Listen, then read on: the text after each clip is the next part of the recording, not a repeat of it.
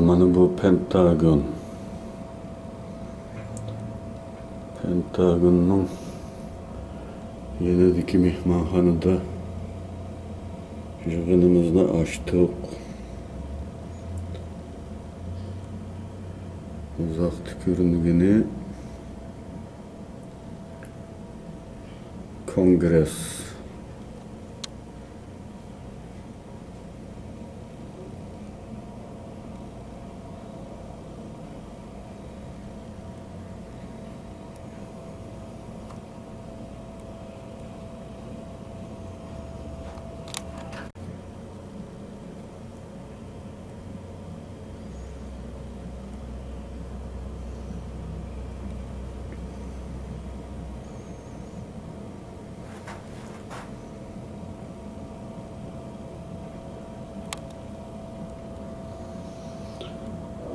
Mana bu Pentagon.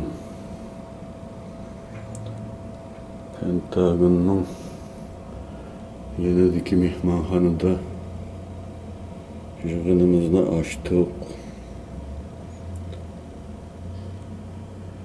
Uzaq tükürünlüğünü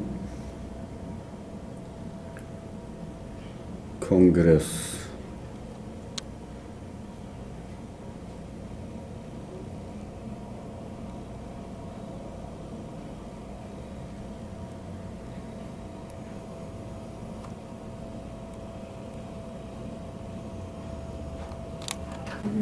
So my name is Kyle Olbert. I'm the Director of Operations for the East Turkestan National Awakening Movement. Today we will be unveiling our year-long research project to map all of the concentration camps, labor camps, and prisons in Chinese-occupied East Turkestan, or Xinjiang as communists call it.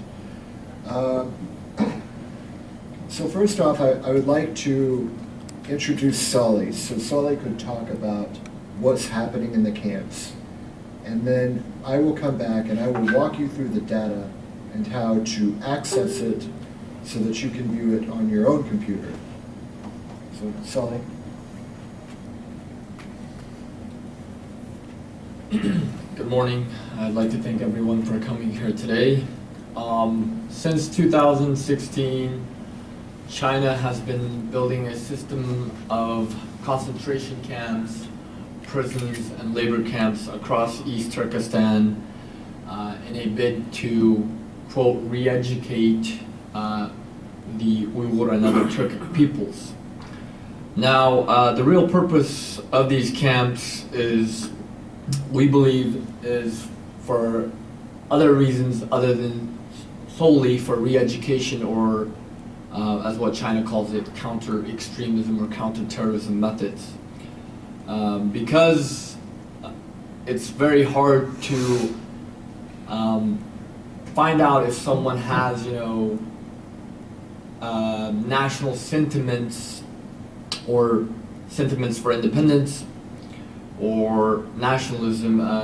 China decided the best way to curb this, quote, separatist threat is by re-educating these people in these camps. So they decided to lock up millions of people based on mostly their ethnic and their religious backgrounds. Majority of the people in these camps are ethnically Turkic peoples. They are Uyghurs. The U.S. Assistant Secretary for the Asia Pacific for the State Department, for the Department of Defense, Randall Shriver had stated back in May 2019 that China had locked up at least 1 million and more likely 3 million Uyghurs and other Turkic peoples in these concentration camps. We believe that the number of people in these camps are much higher, taking into consideration the amount of prisons and labor camps as well. So what is happening in these camps? As reports, from Radio Free Asia and pretty much of the Western media, ranging from The Guardian to BBC to CNN to other media outlets like the Associated Free Press and AP, have stated that witnesses that have already, some that have been able to get out of these camps, and some based on testimonials regarding their families, have stated that in these camps, China is not only re-educating these people, but subjecting them to torture, subjecting them to forced starvation, forced medication, rape, and there have been reports of organ harvesting. And 2 weeks ago, Radio Free Asia reported that in one of these concentration camps, over a period of 6 months, 150 people had died. And so what are the circumstances that these people are dying? Is it because of the torture, or is it because of starvation? It's very difficult to tell. But what we do know is that people are indeed dying in these concentration camps slowly through various methods. So this situation is a very dire situation, getting close to what happened in the early 1940s, prior to the official Holocaust of the Jewish people. So we call on the international community, including media, governments, and others, to apply maximum pressure against the Chinese government to shut down these concentration camps and to help free the 3 million plus people that are being locked up in these camps and who are losing their lives, others who are losing their religion and their identity. Outside of the camps, you have a total surveillance state where everyone is virtually tracked by CCTV cameras, facial recognition, and other methods. Tens of thousands of Turkic women are being coerced into marrying ethnically Han Chinese men, and hundreds of thousands of Turkic children have been forcibly separated from their families and sent to state-run orphanages or boarding schools where they are raised as loyal Chinese citizens. And so what China is doing essentially is a genocide. Not only a genocide in the sense of eradicating the culture and identity, but in a physical sense, given that people are indeed dying in these camps. So again, we call on the international community, especially governments and the media, to recognize what China is doing in East Turkestan as a genocide. Thank you.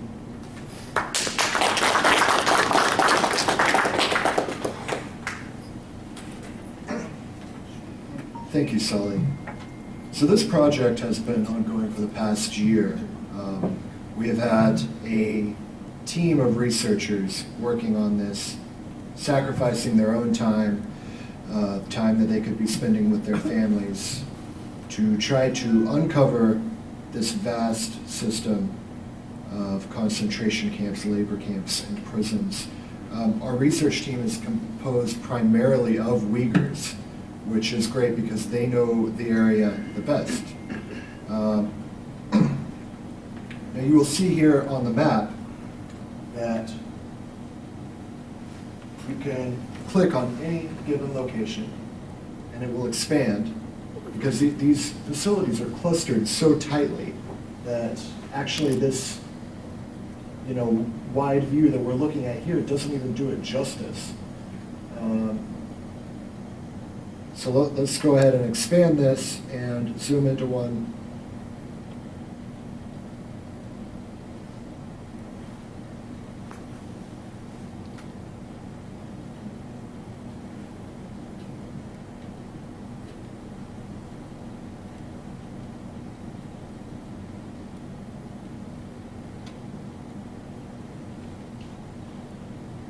this here is a suspected labor camp.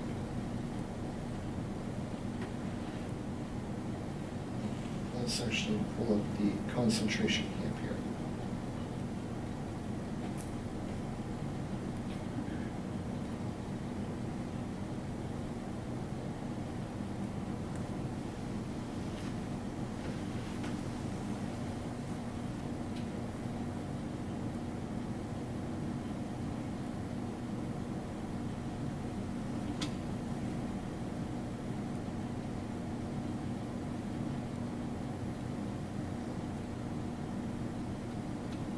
Just do it that way. So this one is in Urumqi.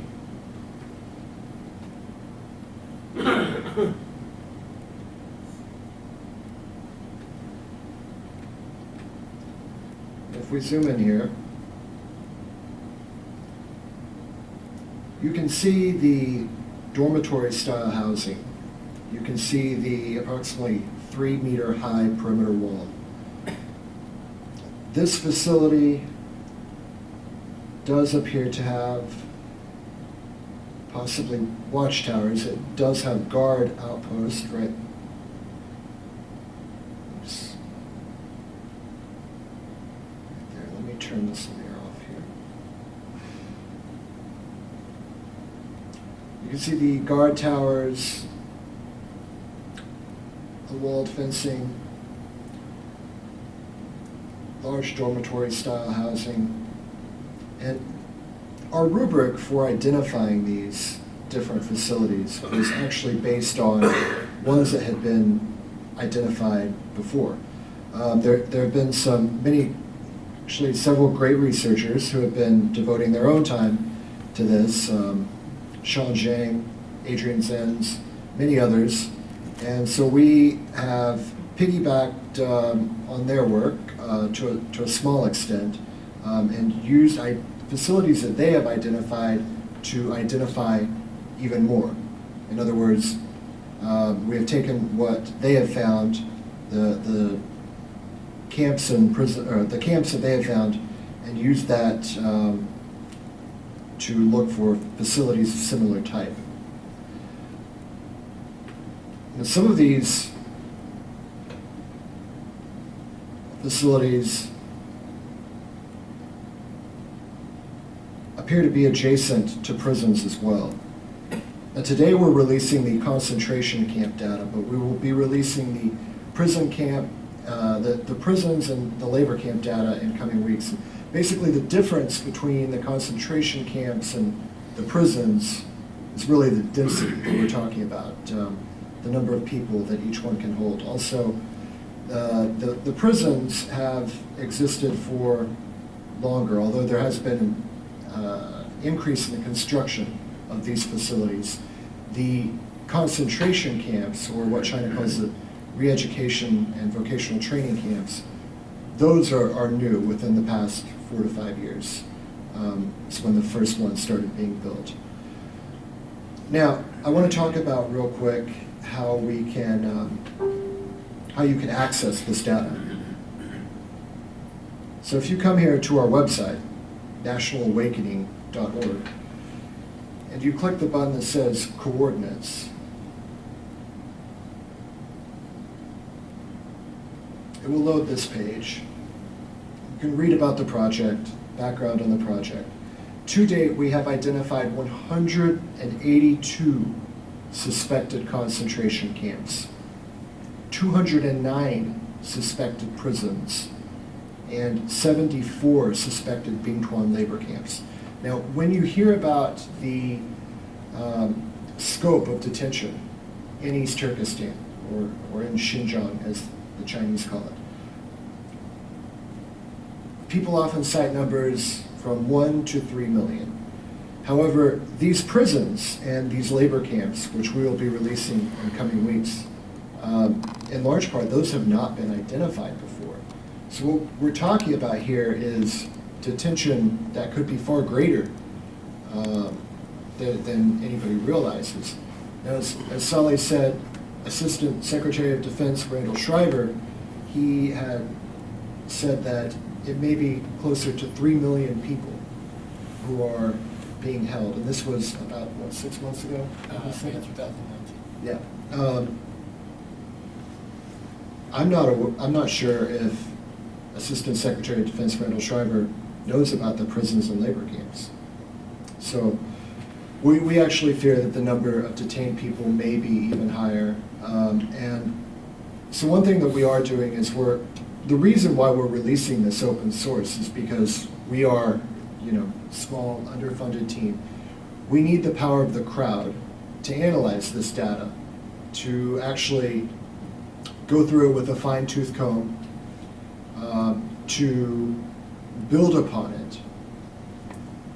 There are other facilities of interest that we would like to get information on. Among those are the state-run orphanages, people's armed police compounds, demolished cemeteries, things like crematoria. These are all important things that we need to be mapping. So our hope in releasing this data is not only that it will inform policymakers and educators and researchers, especially educators. I think this would be a powerful civics lesson for students to see this map. But also to try to spur people into action to do their own research.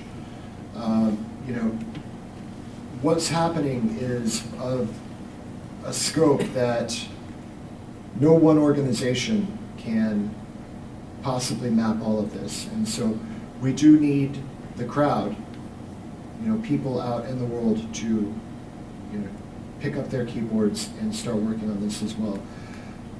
So very simply, to access the data, you will need to download Google Earth Pro for desktop. We've got a link to it here.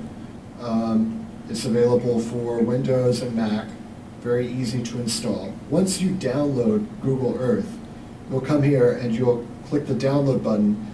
This is a KMZ file, and basically it contains all of the coordinates for the concentration camps that we have identified to date. In the coming weeks, we will be updating this file to include all of the prisons and the labor camps.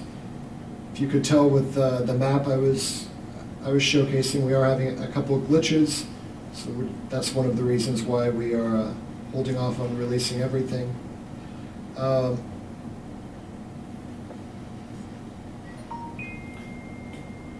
And of course, if you think that this work is valuable, we would ask that you consider sending your contributions to Atnam. We are doing the best we can to get out there in the media, awaken the world to what's happening in East Turkestan, explain the history of this region, because most people call it Xinjiang, not knowing that it was invaded in 1949 by the Chinese Red Army, and that Uyghurs and other Turkic people actually call it East Turkestan. So we would ask that you consider donating. And Anders, if you have anything that you would like to say, that would be great. And then I think we can open it up to questions after that.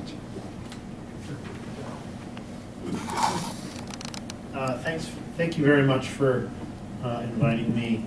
I'm basically window dressing on this project. I advised it a little bit, but the researchers out, you guys have done most of the work, and your other researchers.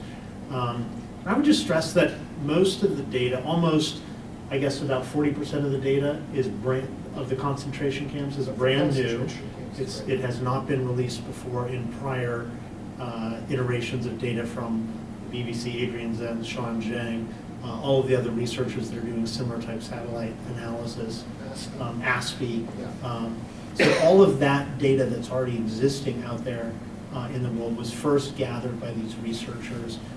The researchers then expanded, added 40% data to the concentration camps, and now the prison data and the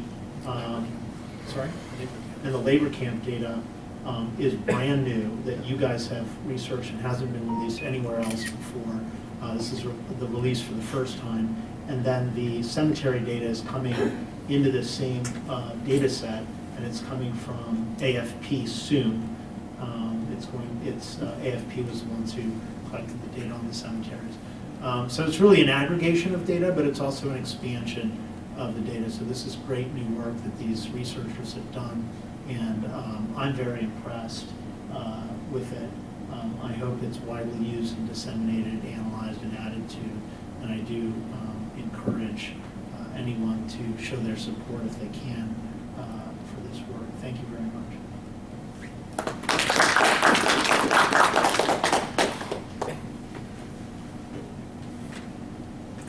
All right.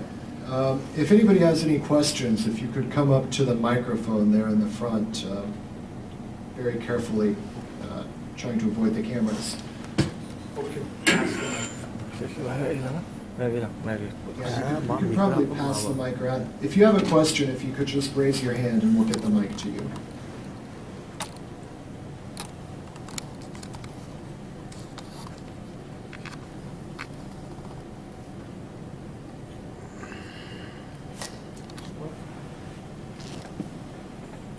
You can turn it on.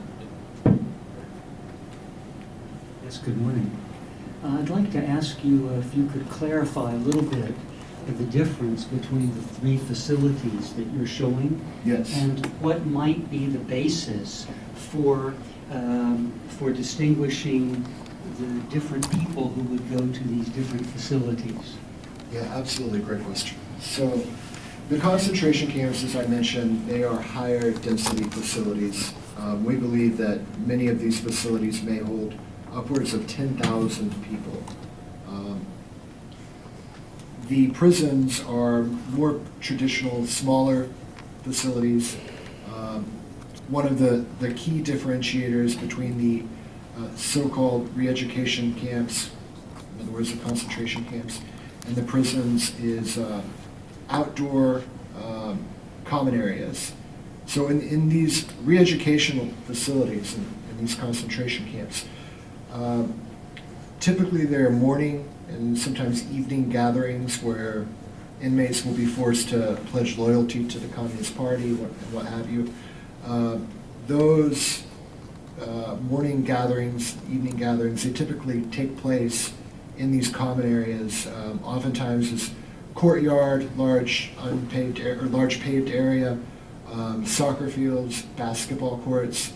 Now, these features play a double role because when they bring in reporters, right, which we've seen the Chinese have started to do, they say, oh, look, we have a soccer field, we're treating everybody well. Well, what they don't tell you is that every morning the detainees have to gather there and they are scared for their lives and they have to pledge loyalty to an atheist Communist Party that they don't believe in.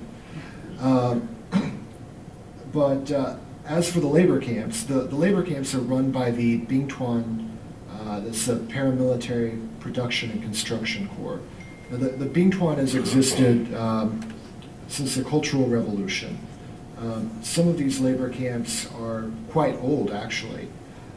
Typically what they are, these labor camps are either agricultural in nature or they appear to be located near mining facilities.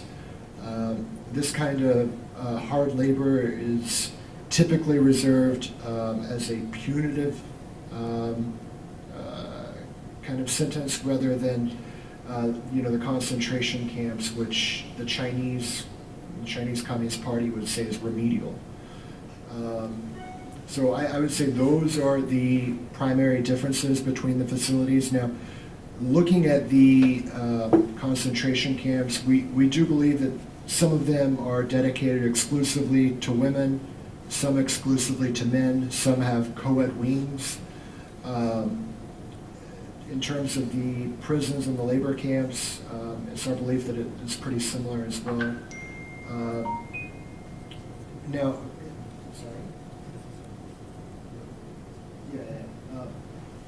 sorry. Oftentimes the prisons are typically reserved for political prisoners, dissidents, people whom the Chinese would consider nationalist. Also, we've been hearing reading reports in recent months that they're moving people from the camps into the prisons.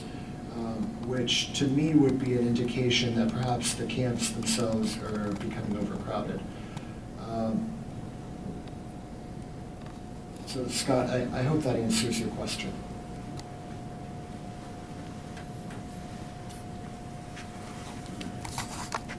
Hello, my name is Tarek. I'm from Subverse News. I'm sorry, from who? Subverse News. Oh, hey, how's it going? In regards to the organ harvesting, do we know why that's happening, what it's being used for, and like kind of how we're getting that information? Yeah, so reports of organ harvesting have been trickling out from practitioners of Falun Gong or Falun Dafa for the past couple of decades. Recently, it's called the Tribunal on Forced Organ Harvesting, which took place in London. It was led by Sir Geoffrey Nice. He was a former war crimes prosecutor, if I recall correctly. They released their findings, which said that there is substantial credible evidence that organ harvesting is going on right now. Now, in terms of the organ harvesting, really this is one of the darkest areas of what's going on, and there isn't a great deal of information coming out about it. But what we do know is that Chinese media has said that the Chinese government is collecting DNA from all of the people in East Turkestan. Some 36 million DNA samples, if I recall correctly, were collected last year. What? Okay, from 2016 to 2017. Now, that kind of mass DNA collection can only serve a few purposes. What the Chinese are claiming is that it is for law enforcement purposes. Now, I don't even think the FBI has 36 million DNA samples in its database. But this DNA data could serve another purpose, which would be matching organ donors, involuntary organ donors, with people who are needing these organs. There are many reports of people who have, of doctors who have encountered patients who have said that they have booked an appointment for an organ transplant in China. And the way that the organ transplantation process happens is you don't actually know when it's going to happen. So if they're booking appointments for organ transplants, then you know that the donors have to be involuntary. So this is really what we're dealing with here. Now, one of the things that we will be doing is we'll be mapping all of the hospitals, major hospitals in this area, trying to correlate that with proximity to these other detention facilities that we have found. That's something that we're looking at doing. And if I can add to answer your question a little bit more, in certain airports across East Turkestan, there are special lanes that says for fresh organs. Like there's signs literally on the floors of the airports for that. And typically, China, most often they would, harvest the organs of political prisoners that they're going to execute. That was what they did in the past. But many people in these camps have died. I personally have relatives that have died in these camps over the past year or so. And I've talked to many Uyghurs about this situation as well, and the Chinese government is not even returning the bodies of these detainees that have died in these camps or prisons. So that leads us to suspect that, maybe it's because they have taken their organs or they don't want to reveal the cause of how they died. In some instances, the few families, Radio Free Asia reported that received, the bodies. They had to bury it immediately, but they noticed, stitches on certain parts of their bodies, like where their kidneys were. So that's how we know that China is harvesting the organs of these people. As far as Kyle mentioned earlier, that China between 2016 to 2017, Xinhua stated that they collected the DNA samples and voice prints and retina scans of 36 million people. It came to our attention while we were doing research this past August that in 2017, China's the People's Liberation's biowarfare strategy actually hinted and suggested that China should use genetic attacks against its enemies. So that's another fear that we have. Initially, we thought it might be for organ harvesting, but now there's this other added fear because their biowarfare strategy suggests that they use, genetic attacks against its enemies, and China has effectively, the Communist Party has effectively labeled the Turkic peoples of East Turkestan enemies of the state and the people. So that's something that we definitely need to look out for, and I think, this is something that the media and other researchers need to do more research on and find out what exactly this biowarfare strategy means and why exactly is China collecting this DNA samples and voice prints and retina scans.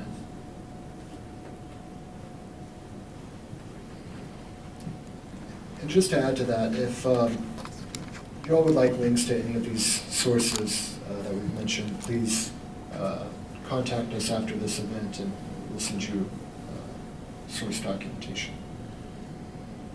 Yeah, thank you. Sean Tanton with AFP.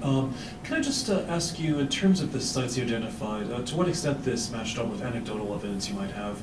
Have there been accounts in most of the places, or were some of them completely new in terms of what you've been hearing? So, yes. Apologies.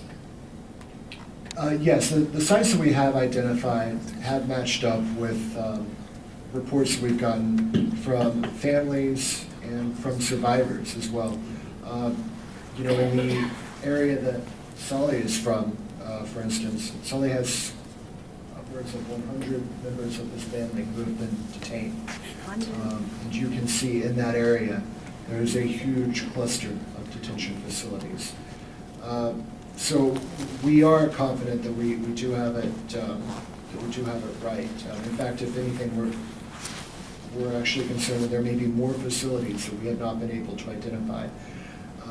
And so again, that's why it's so important that other people take this data and run with it and try to dig in a little bit deeper. And was there a second part to your question?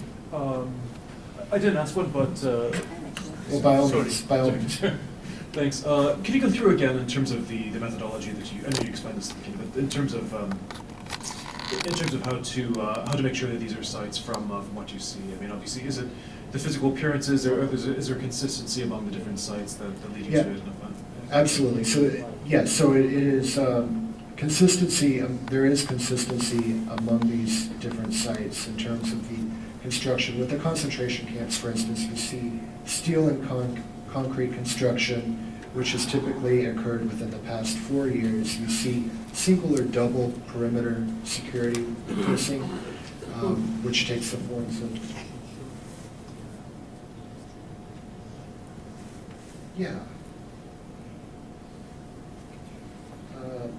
I'm sorry. So you can see the single or double security perimeter security. Typically, that takes the form of 3-meter high walls or fencing with barbed wire.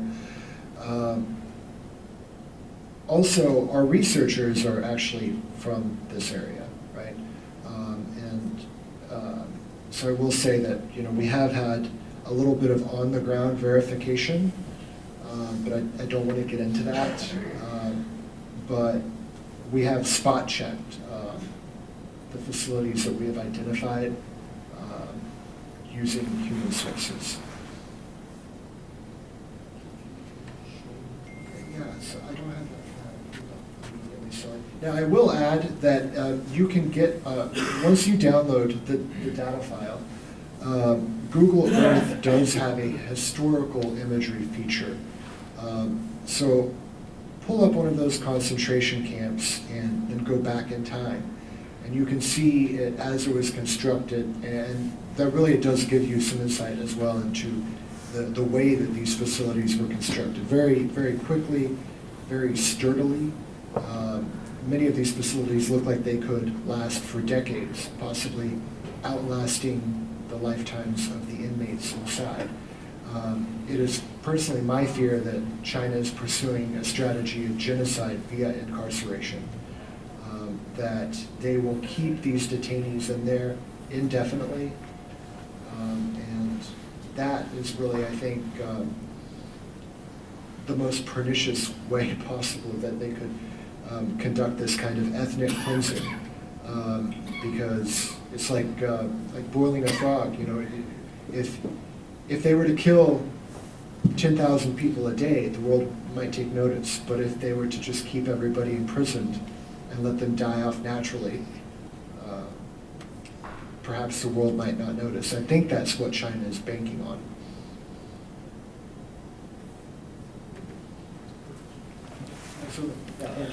I think I can speak louder than here, but the as you look, these three types of prison, going back through time, were there waves of construction? Thank you. Were there waves of construction where one type of prison was built in the 50s, one type 60s, one type 70s, something like that, that you could describe? Yeah, absolutely. So, as I mentioned, the concentration camps have really been built within the past 5 years. Within the past 5 years, the prisons have been built throughout the past decades. But we have seen an increase in the number of prisons within the past couple of years. Now, so in Atush, they built 3 new prisons in the past few years. In terms of the labor camps, as I mentioned, those date back to the Cultural Revolution. It looks like most of those were constructed in the 70s, late 60s, 70s, even 80s. It's not exactly clear if they are, I think, if I were to speculate, I would say that, perhaps the new thing that they're doing is factories, right? Instead of placing people in Bing Tuan labor camps where they'll be doing agricultural labor, which might not be so profitable for the Communist Party, they're putting them in factories where they're making shoes and whatnot, or textiles, especially cotton, what I call Chinese blood cotton, similar to blood diamonds, which is harvested with forced labor. If I were to speculate, I would think that is probably the new method that they're using, which is why we're not seeing a huge increase in the number of these Bing Tuan labor camps, because they're actually putting them to work in different ways.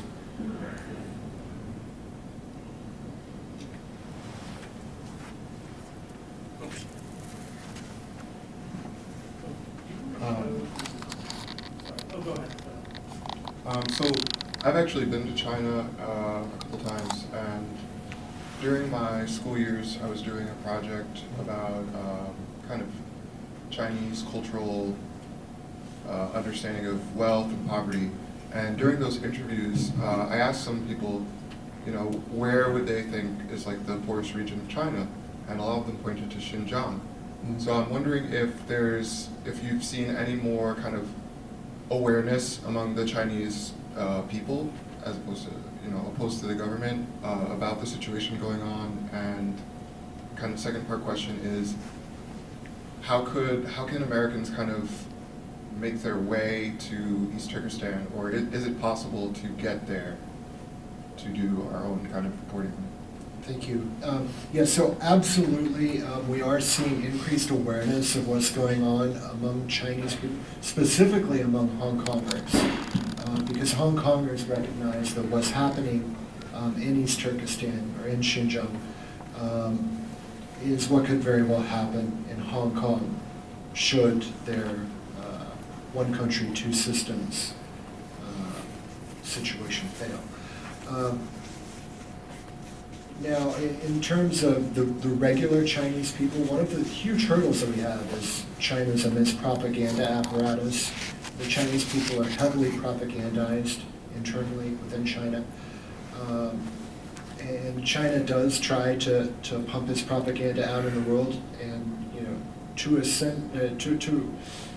some effect, but it seems like by and large here in the free world, in the Western world, that they're failing whenever it comes to this issue. And it's our hope and our intention to make sure that they do fail. In terms of actually getting into East Turkestan or Xinjiang, it's essentially impossible unless you are invited there by the Chinese.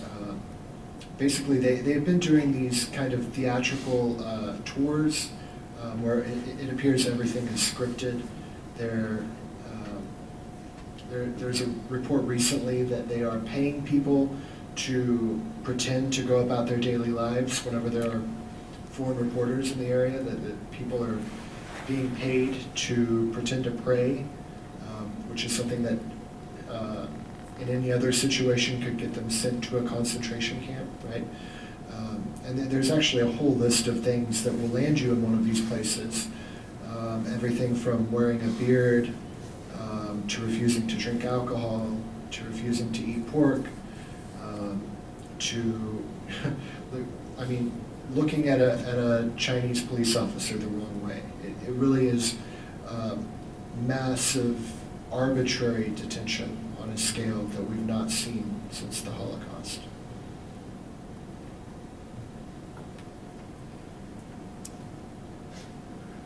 I was just going to say that you might want to show the AMZ file, the Excel file that's based on, just for you may. Yeah, yeah. Let's do.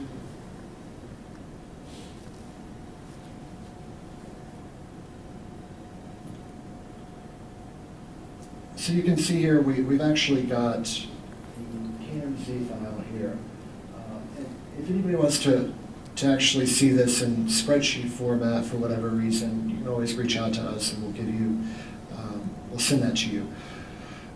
You can see here that we have the names of the cities. We've got the Arabic script Uyghur names as well. We've got the Chinese name for these locations as well. And then we've got the lat long coordinates as well.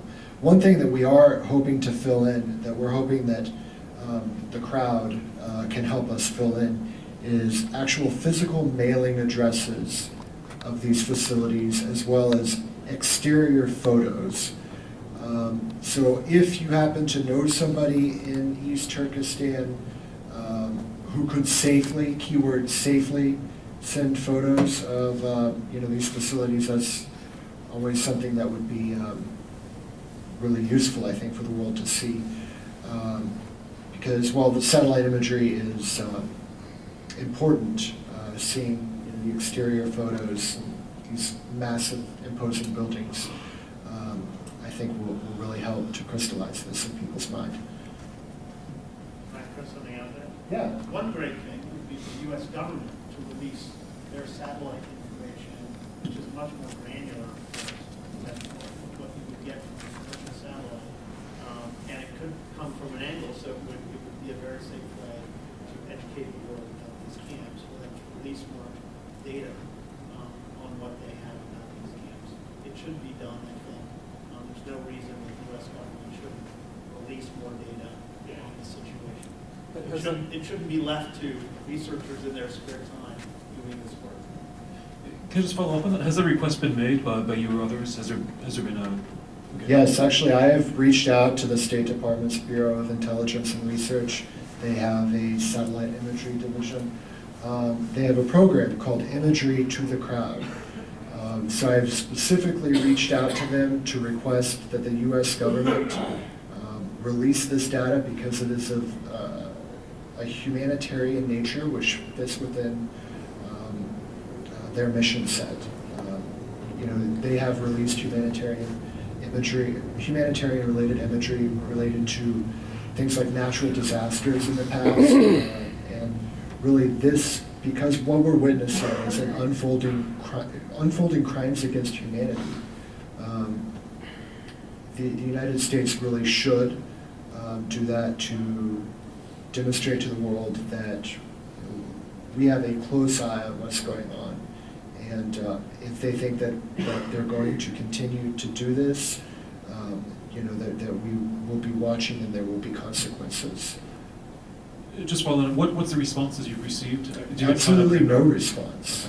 And after having asked them multiple times, I think it's, Is it a bureaucratic thing? they've probably not gotten this kind of request before and didn't know how to handle it, would be my guess. And I'm giving them the benefit of the doubt. I don't think that the State Department doesn't care about this issue. I know that they do. Secretary Pompeo has talked about it on numerous occasions, and has been a real champion for the Uyghurs. But for whatever reason, this office within the State Department never got back to me, which is unfortunate. I hope they do. Maybe they just missed my message. You know, I'd like to think that's what happened. Yes, Scott. Or, yeah. Could you elaborate a little bit about the marketing of so-called halal organs? Oh, absolutely, yeah. To Muslim countries or Muslim clients? Absolutely. So recently, reports have surfaced online in the media about the marketing of so-called halal organs, which would be organs that come from practicing Muslims who themselves keep halal. These organs would fetch a premium, conceivably, on the black market. And, of course, countries like Pakistan, Saudi Arabia, Qatar, would, of course, have citizens who would be interested in this. Now, the nation of Israel has actually banned organ tourism to China. And so far, unfortunately, they are the only nation to have done this. Personally, I do think this should be a priority for the United States, coming out and, first off, banning organ tourism ourselves to China, and also really putting the pressure on other countries to step up and do the right thing, and not allow their citizens to travel abroad to partake in organ transplants from people who had no choice, who had their organs stolen from them. Also, you know, it would appear that, according to the London Tribunal on Forced Organ Harvesting and researchers who've been working on this issue, it does not seem like the hospitals where this is occurring are simply limited to East Turkestan, but this is occurring throughout all of China. And within recent months, we've heard reports that detainees are being shipped by train. In fact, there was a video that leaked about a month ago, surveillance video of Uyghurs being loaded onto a train. And the question is, where are they going and why? And are they sending them into China so that they can, it's gruesome, so that they can be used as the next crop of fresh organs? Are they sending them to parts unknown to try to keep the world from realizing how many people have been detained in East Turkestan? These are questions that we have. Why are they actually moving Uyghurs out of East Turkestan? And what is their intention behind doing that?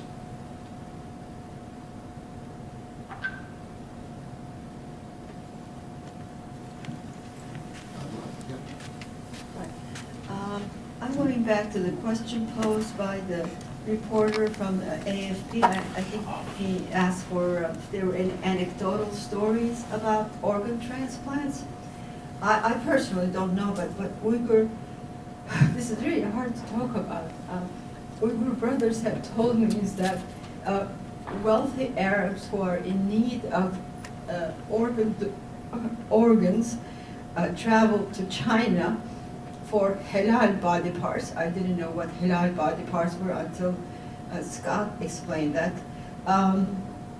And the Chinese will parade a whole bunch of Uyghurs before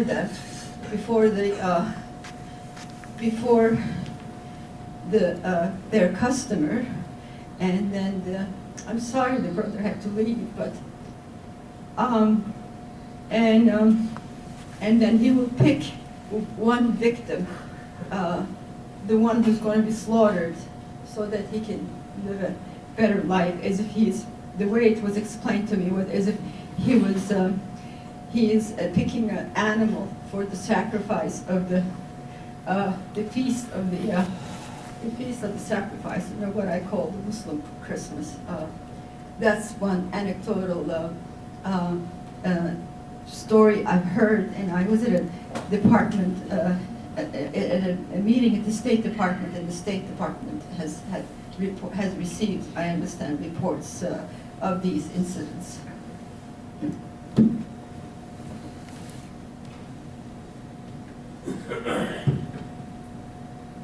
Yes, thank you. We've heard similar things. The problem with this is an issue of verification. I personally do believe that this is happening.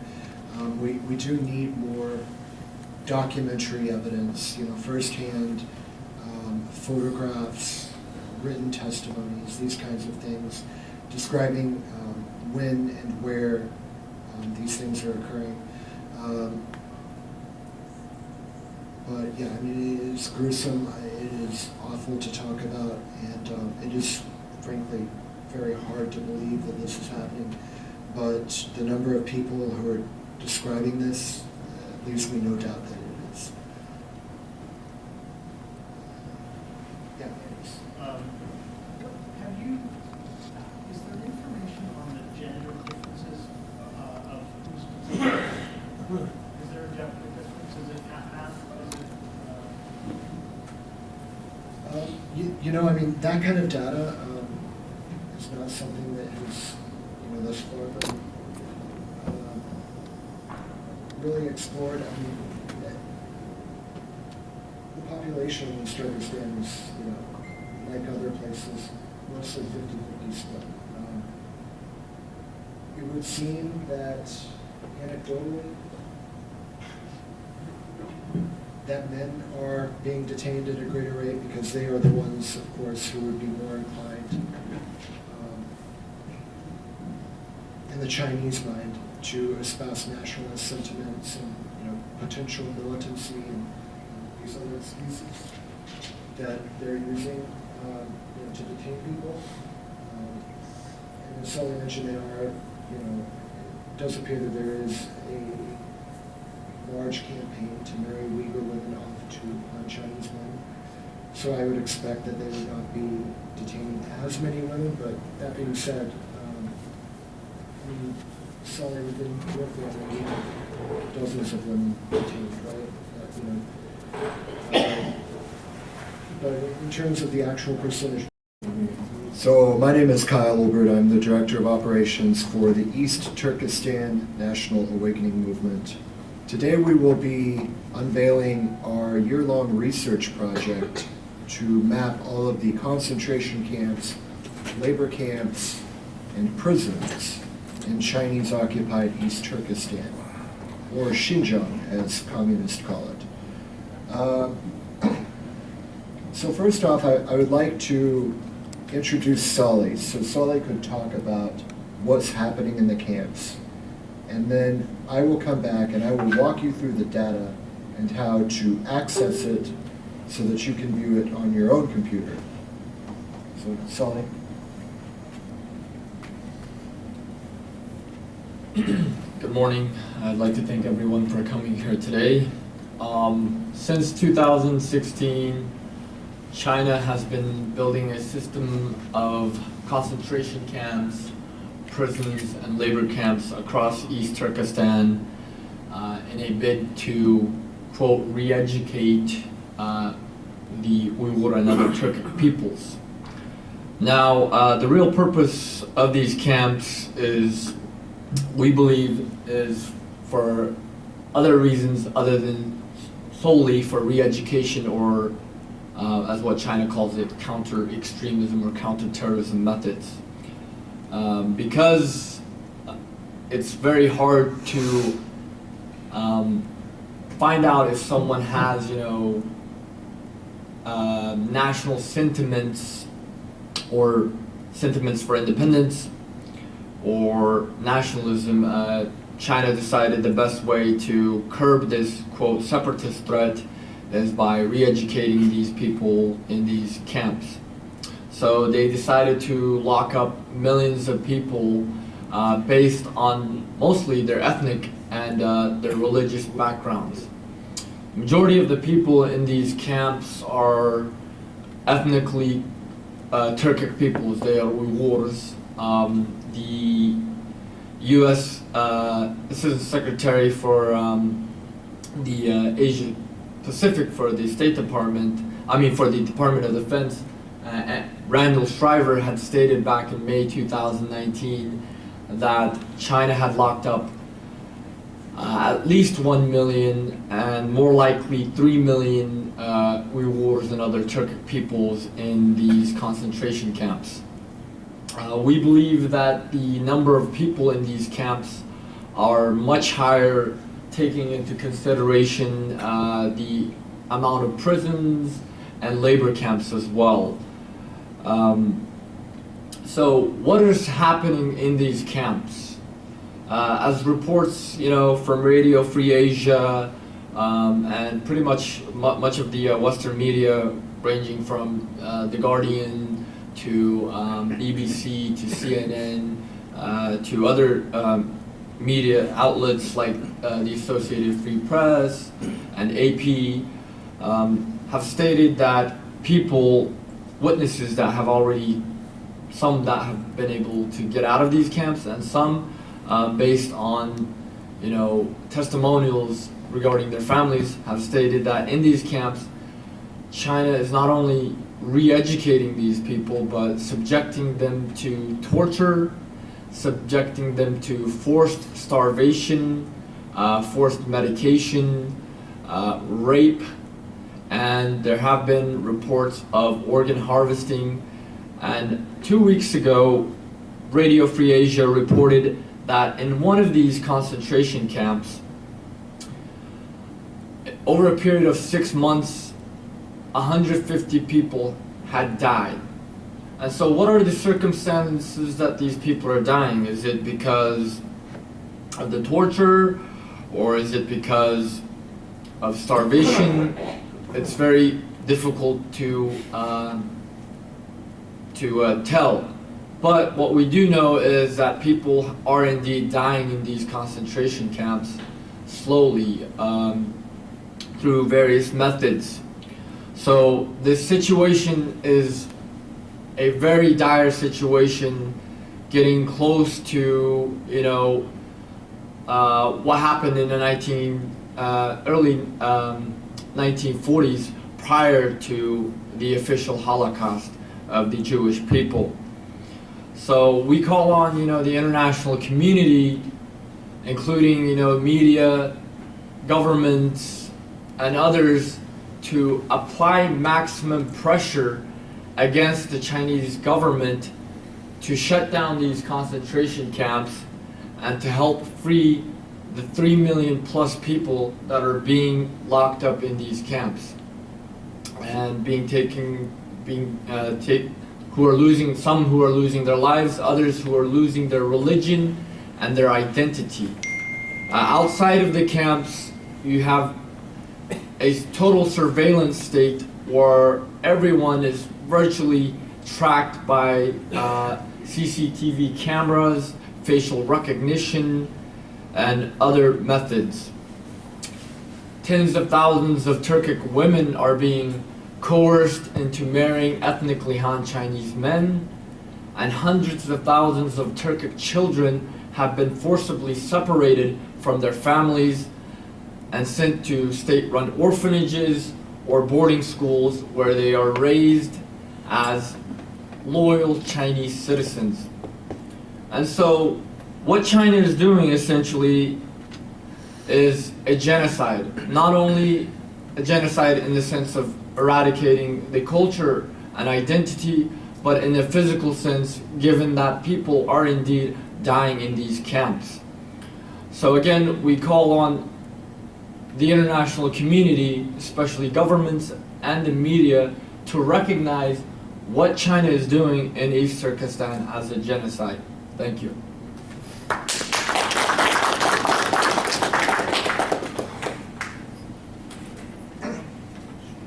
Thank you, Sully.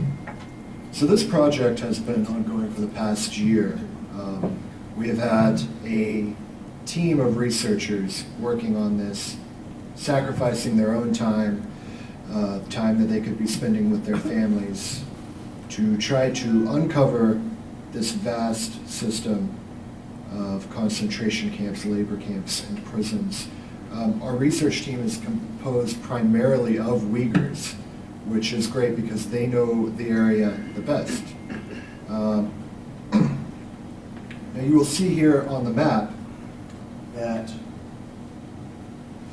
you can click on any given location and it will expand, because these facilities are clustered so tightly that actually this, wide view that we're looking at here doesn't even do it justice.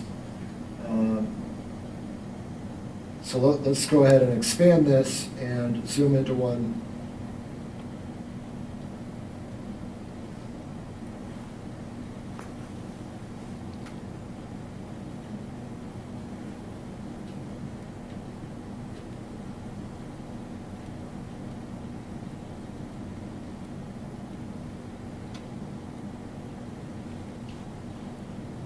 So this here is a suspected labor camp.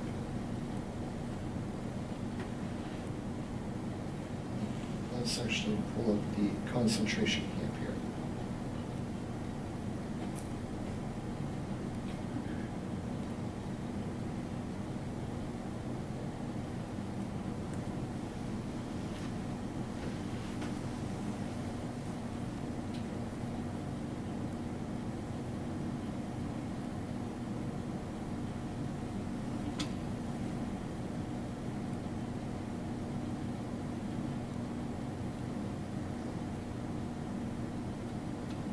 Just do it that way.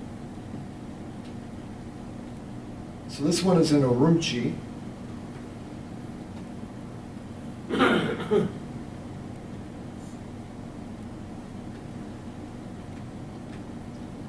If we zoom in here, you can see the dormitory style housing. You can see the approximately 3-meter high perimeter wall.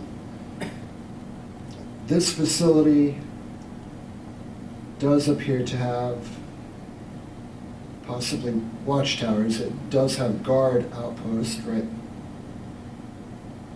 Oops. Right there. Let me turn this layer off here.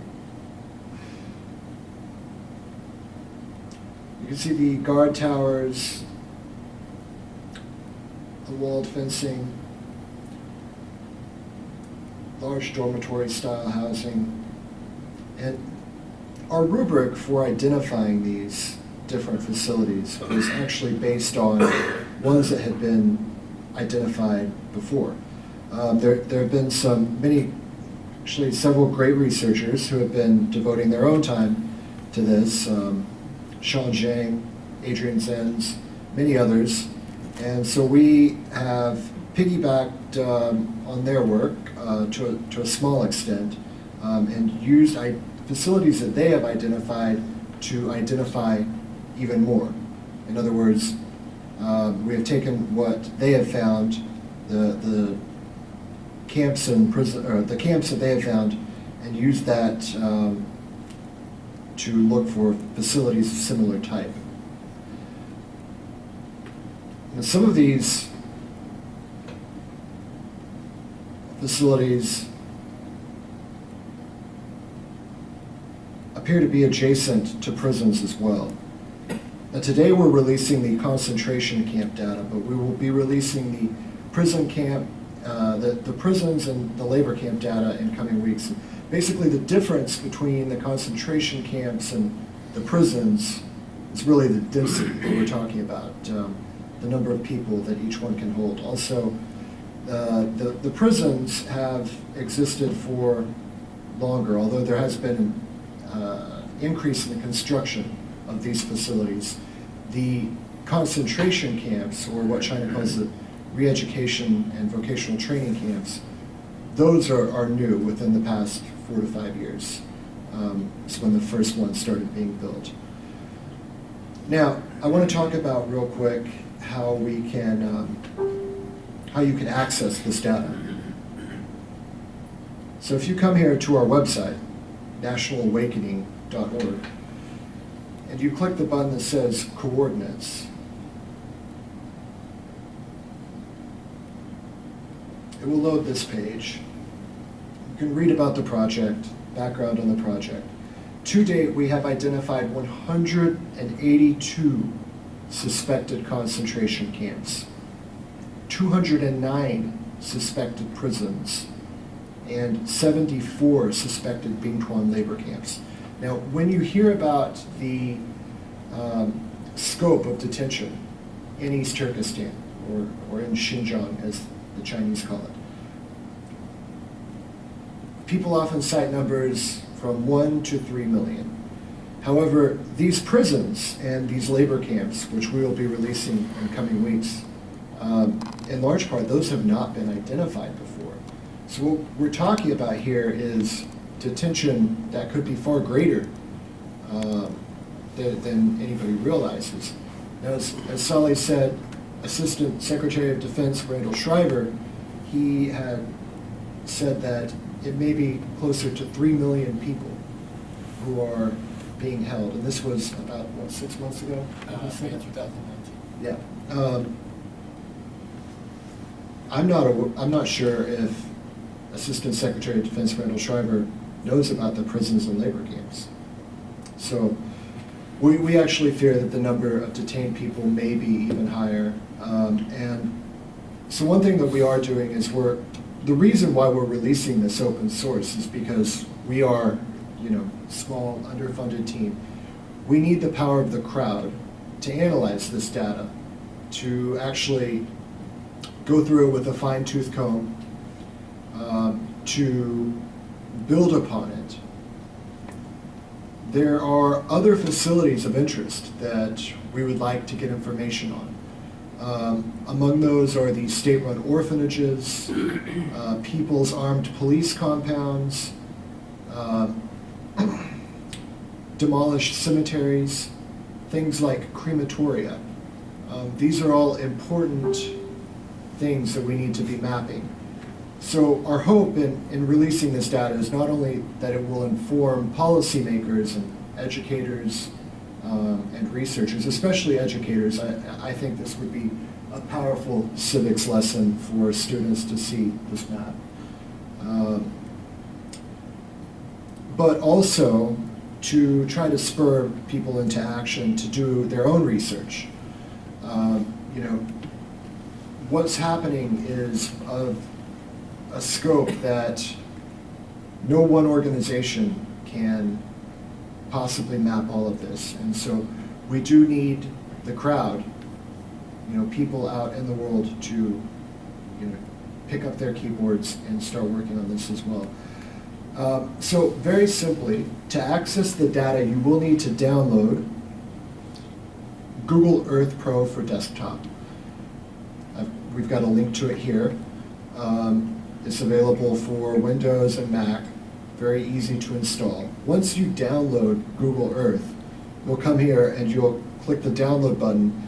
This is a KMZ file, and basically it contains all of the coordinates for the concentration camps that we have identified to date. In the coming weeks, we will be updating this file to include all of the prisons and the labor camps. If you could tell with the map I was showcasing, we are having a couple of glitches, so that's one of the reasons why we are holding off on releasing everything. And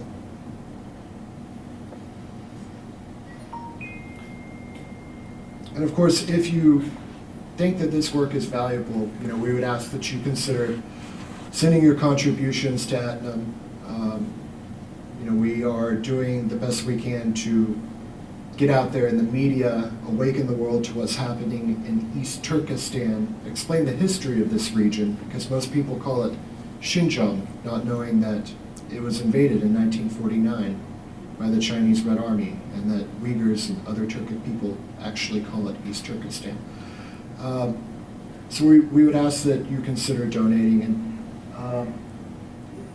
Anders, if you have anything that you would like to say, that would be great. And then I think we can open it up to questions after that.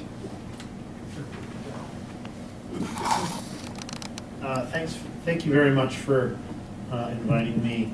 I'm basically window dressing on this project. I advised it a little bit, but the researchers, you guys have done most of the work, and your other researchers.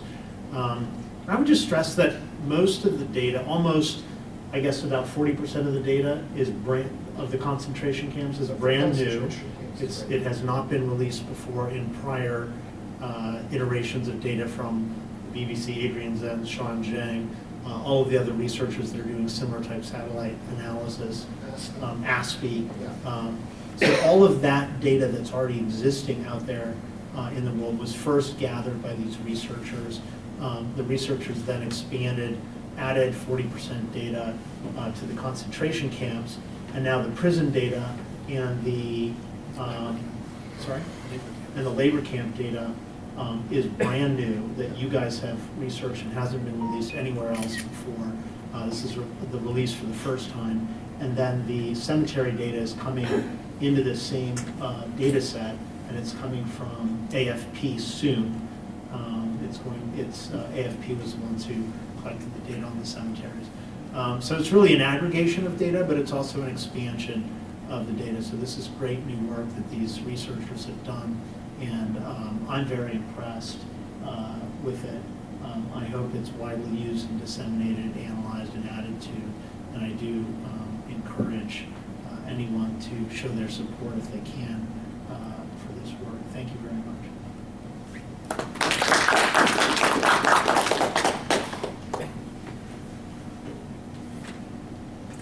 All right.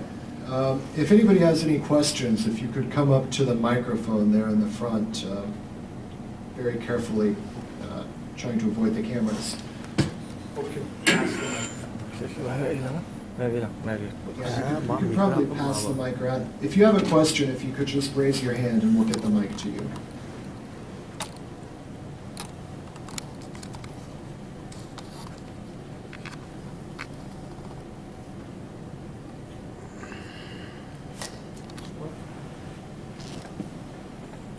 You can turn it on. Yes, good morning. I'd like to ask you if you could clarify a little bit of the difference between the three facilities that you're showing. Yes. And what might be the basis for distinguishing the different people who would go to these different facilities. Yeah, absolutely. Great question. So the concentration camps, as I mentioned, they are higher density facilities. We believe that many of these facilities may hold upwards of 10,000 people. The prisons are more traditional, smaller facilities. One of the key differentiators between the so-called re-education camps, in other words, the concentration camps, and the prisons is outdoor common areas. So in these re-educational facilities, in these concentration camps, typically there are morning and sometimes evening gatherings where inmates will be forced to pledge loyalty to the Communist Party and what have you. Those morning gatherings, evening gatherings, they typically take place in these common areas. Oftentimes it's courtyard, large large paved area, soccer fields, basketball courts. Now, these features play a double role because when they bring in reporters, right, which we've seen the Chinese have started to do, they say, oh, look, we have a soccer field, we're treating everybody well. Well, what they don't tell you is that every morning the detainees have to gather there and they are scared for their lives and they have to pledge loyalty to an atheist communist party that they don't believe in. But as for the labor camps, the labor camps are run by the Bingtuan, that's the Paramilitary Production and Construction Corps. Now, the Bingtuan has existed since the Cultural Revolution. Some of these labor camps are quite old, actually. Typically what they are, these labor camps are either agricultural in nature or they appear to be located near mining facilities. This kind of hard labor is typically reserved as a punitive kind of sentence rather than the concentration camps, which the Chinese Communist Party would say is remedial. So I would say those are the primary differences between the facilities. Now, looking at the concentration camps, we do believe that some of them are dedicated exclusively to women, some exclusively to men, some have co-ed wings. In terms of the prisons and the labor camps, it's our belief that it's pretty similar as well. Now, sorry. Yeah, oftentimes the prisons are typically reserved for political prisoners, dissidents, people whom the Chinese would consider nationalist. Also, we've been hearing reading reports in recent months that they're moving people from the camps into the prisons, which to me would be an indication that perhaps the camps themselves are becoming overcrowded. So Scott, I hope that answers your question.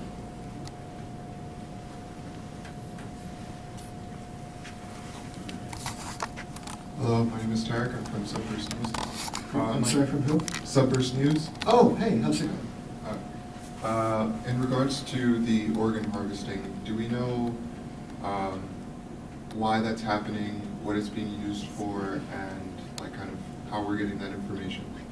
Yeah, so reports of organ harvesting have been trickling out from practitioners of Falun Gong or Falun Dafa for the past couple of decades. Recently, it's called the Tribunal on Forced Organ Harvesting, which took place in London. It was led by Sir Geoffrey Nice. He was a former war crimes prosecutor, if I recall correctly. They released their findings, which said that there is substantial credible evidence that organ harvesting is going on right now.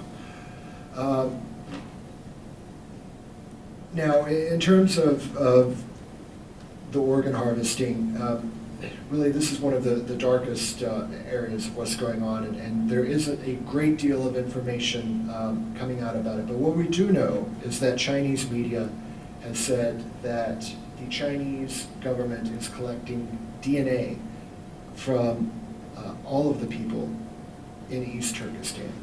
Some 36 million DNA samples, if I recall correctly, were collected last year.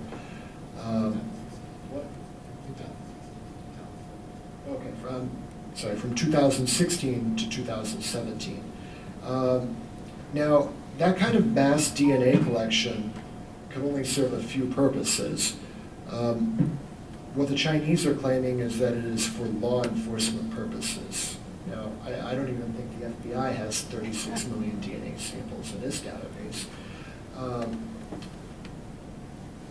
But this DNA data could serve another purpose, which would be matching organ donors, involuntary organ donors, with people who are needing these organs.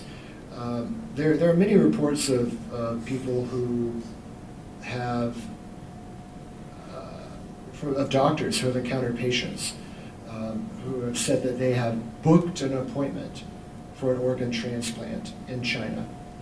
And the way that the organ transplantation process happens is you don't actually know when it's going to happen. So if they're booking appointments for organ transplants, then you know that the donors have to be involuntary. So this is really what we're dealing with here.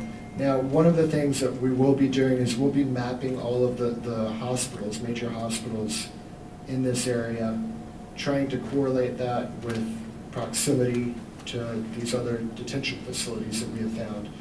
That's something that we're looking at doing.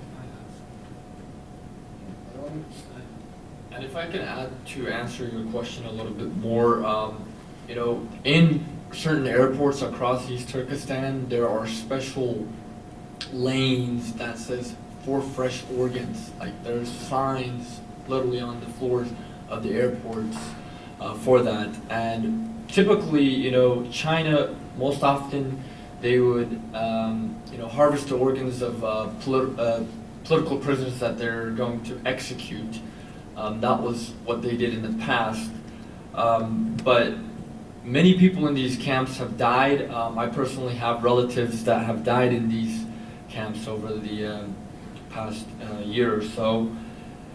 And other, you know, I've talked to many Uyghurs about this situation as well, and the Chinese government is not even returning the bodies of these detainees that have died in these camps or prisons. So that leads us to suspect that, you know, maybe it's because they have taken their organs or they don't want to reveal the cause of how they died. In some instances, you know, the few families, you know, Radio Free Asia reported that received, you know, the bodies, they had to bury it immediately, but they noticed, you know, stitches on certain parts of their bodies, like where their kidneys were. So that's how we know that China is harvesting the organs of these people. As far as the, Kyle mentioned earlier, you know, that China between 2016 to 2017, Xinhua stated that they collected the DNA samples and voice prints and retina scans of 36 million people. And it came to our attention while we were doing research this past August that in 2017, China's the People's Liberation's biowarfare strategy actually hinted and suggested that China should use genetic attacks against its enemies. So that's another fear that we have. Initially, we thought it might be for organ harvesting, but now there's this other added fear because their biowarfare strategy suggests that they use, you know, genetic attacks against its enemies, and China has effectively, the Communist Party has effectively labeled the Turkic peoples of East Turkestan enemies of the state and the people.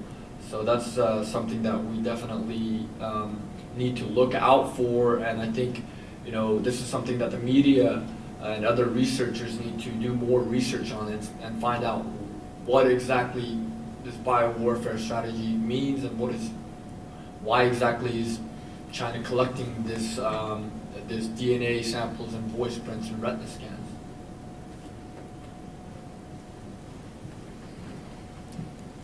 And just to add to that, if you all would like links to any of these sources that we've mentioned, please contact us after this event and we'll send you source documentation.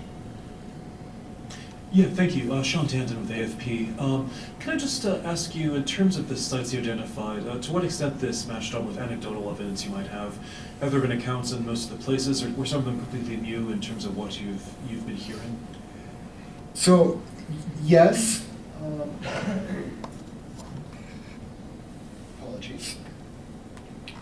Yes, the sites that we have identified have matched up with reports that we've gotten from families and from survivors as well.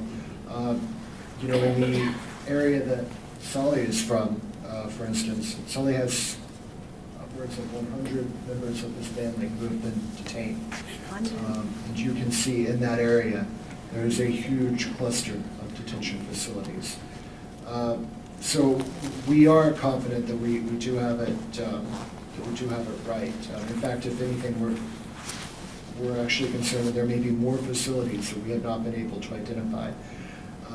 And so again, that's why it's so important that other people take this data and run with it and try to dig in a little bit deeper. And was there a second part to your question? I didn't ask one, but... Well, by all sorry. means, by all means. Thanks. Can you go through again in terms of the methodology that you, I know you explained this at the beginning, but in terms of how to make sure that these are sites from what you see? I mean, obviously, is it the physical appearances, or is there consistency among the different sites that lead you to identify? Absolutely. So, yes, so it is consistency, there is consistency among these different sites in terms of the construction. With the concentration camps, for instance, you see steel and concrete construction, which has typically occurred within the past 4 years. You see single or double perimeter security policing, which takes the forms of... Yeah. I'm sorry. So you can see the single or double security, perimeter security. Typically that takes the form of 3-meter high walls or fencing with barbed wire. Also, our researchers are actually from this area, right? So I will say that we have had a little bit of on-the-ground verification, but I don't want to get into that.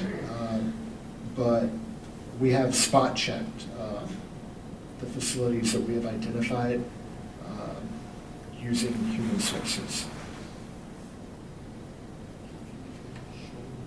Yeah, so I don't have that immediately. So now I will add that you can get, once you download the data file, Google Earth does have a historical imagery feature. So pull up one of those concentration camps and then go back in time.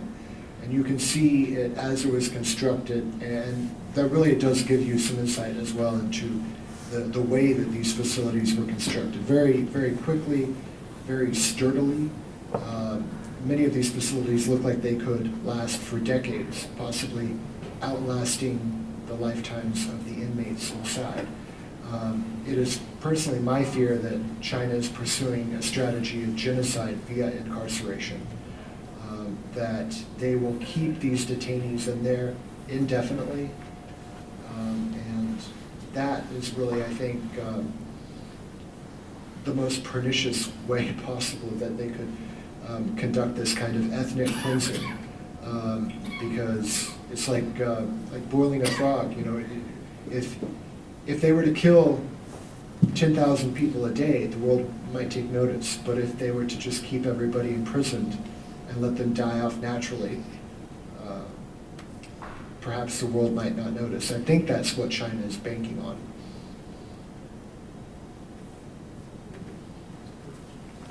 So, yeah. I think I can speak louder over here, but as you look, these 3 types of prison, going back through time, were there waves of construction?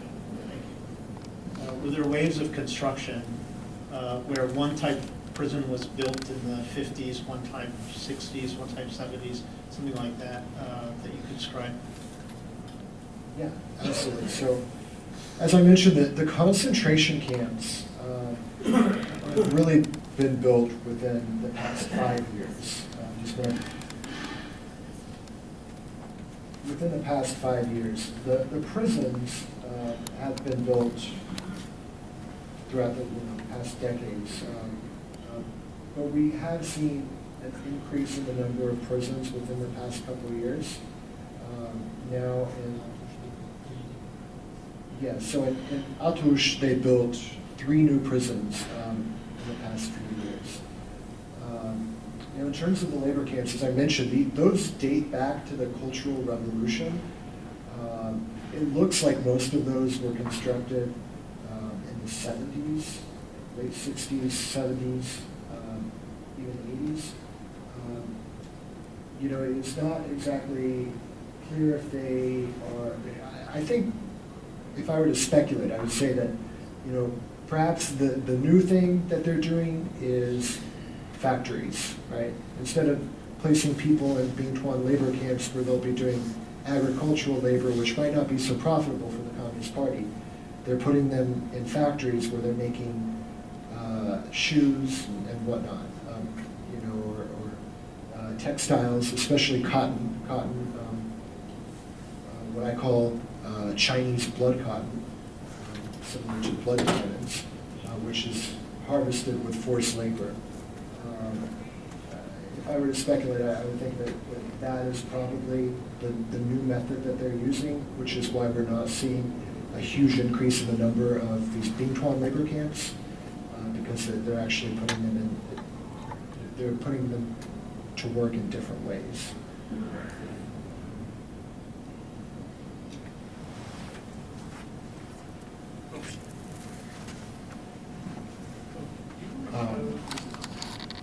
Go ahead.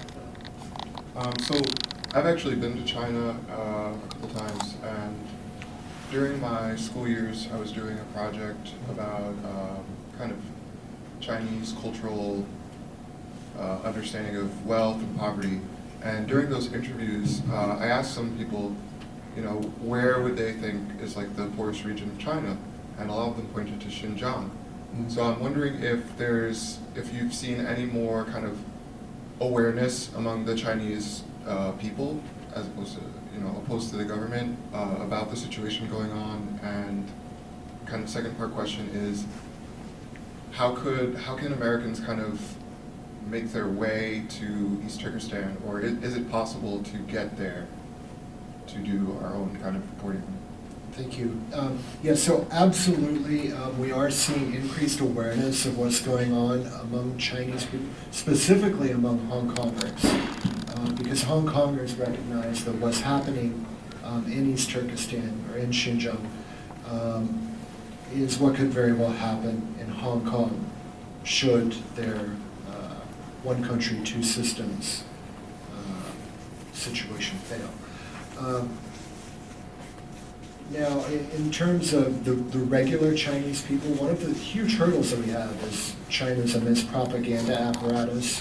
The Chinese people are heavily propagandized internally within China. And China does try to pump its propaganda out in the world, and to some effect, but it seems like by and large here in the free world, in the Western world, that they're failing whenever it comes to this issue. And it's our hope and our intention to make sure that they do fail. In terms of actually getting into East Turkestan or Xinjiang, it's essentially impossible unless you are invited there by the Chinese. Basically, they've been doing these kind of theatrical tours where it appears everything is scripted. There's a report recently that they are paying people to pretend to go about their daily lives whenever there are foreign reporters in the area, that people are being paid to pretend to pray, which is something that in any other situation could get them sent to a concentration camp, right? And there's actually a whole list of things that will land you in one of these places. Everything from wearing a beard, to refusing to drink alcohol, to refusing to eat pork, to,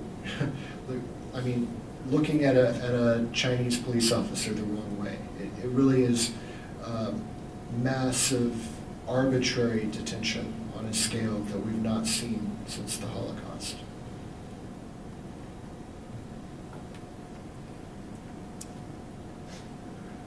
I was just going to say that you might want to show the AMZ file, the Excel file that's based on, just for Yeah, yeah. So let's do.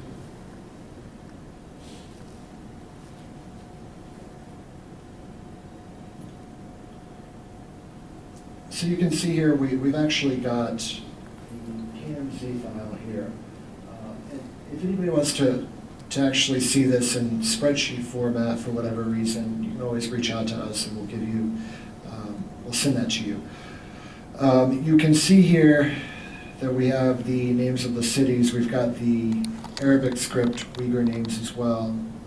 We've got the Chinese name for these locations as well. And then we've got the lat long coordinates as well. One thing that we are hoping to fill in, that we're hoping that the crowd can help us fill in, is actual physical mailing addresses of these facilities, as well as exterior photos. So if you happen to know somebody in East Turkestan who could safely, keyword safely, send photos of these facilities, that's always something that would be really useful, I think, for the world to see. Because while the satellite imagery is important, seeing the exterior photos, these massive, imposing buildings, I think will really help to crystallize this in people's mind. Can I throw something out there? Yeah. One great thing would be the U.S. government to release their satellite information, which is much more granular than what you would get from a commercial satellite. And it could come from an angle, so it would be a very safe way to educate the world about these camps, for them to release more data on what they have about these camps. It should be done, I think. There's no reason that the U.S. government shouldn't release more data on the situation. It shouldn't be left to researchers in their spare time doing this work. Can I just follow up on that? Has the request been made by you or others? Has there been a... Okay. Yes, actually, I have reached out to the State Department's Bureau of Intelligence and Research. They have a satellite imagery division. They have a program called Imagery to the Crowd. So I've specifically reached out to them to request that the U.S. government release this data because it is of a humanitarian nature, which fits within their mission set. They have released humanitarian related imagery related to things like natural disasters in the past, and really this, because what we're witnessing is an unfolding crimes against humanity. The United States really should do that to demonstrate to the world that we have a close eye on what's going on. And if they think that they're going to continue to do this, that we will be watching and there will be consequences. Just following up, what's the responses you've received? Do you Absolutely no response. And after having asked them multiple times, I think it's, they've probably not gotten this kind of request before and didn't know how to handle it, would be my guess. And I'm giving them the benefit of the doubt. I don't think that the State Department doesn't care about this issue. I know that they do. Secretary Pompeo has talked about it on numerous occasions. I mean, it's been a real champion for the Uyghurs, but for whatever reason, this office within the State Department never got back to me, which is unfortunate. I hope they do. Maybe they just missed my message. I'd like to think that's what happened. Yes, Scott. Or, yeah. Could you elaborate a little bit about the marketing of so-called halal organs? Oh, absolutely. To Muslim countries or Muslim clients? Absolutely. So recently, reports have surfaced online in the media about the marketing of so-called halal organs, which would be organs that come from practicing Muslims who themselves keep halal. These organs would fetch a premium, conceivably, on the black market. And, of course, countries like Pakistan, Saudi Arabia, Qatar, would of course have citizens who would be interested in this. Now, the nation of Israel has actually banned organ tourism to China. And so far, unfortunately, they are the only nation to have done this. Personally, I do think this should be a priority for the United States, coming out and, first off, banning organ tourism ourselves to China, and also really putting the pressure on other countries to step up and do the right thing, and not allow their citizens to travel abroad to partake in organ transplants from people who had no choice, who had their organs stolen from them. Also, it would appear that, according to the London Tribunal on Forced Organ Harvesting and researchers who've been working on this issue, it does not seem like the hospitals where this is occurring are simply limited to East Turkestan, but this is occurring throughout all of China. And within recent months, we've heard reports that detainees are being shipped by train. In fact, there was a video that leaked about a month ago, surveillance video of Uyghurs being loaded onto a train. And the question is, where are they going and why? And are they sending them into China so that they can, it's gruesome, so that they can be used as the next crop of fresh organs? Are they sending them to parts unknown to try to keep the world from realizing how many people have been detained in East Turkestan? These are questions that we have. Why are they actually moving Uyghurs out of East Turkestan? And what is their intention behind doing that?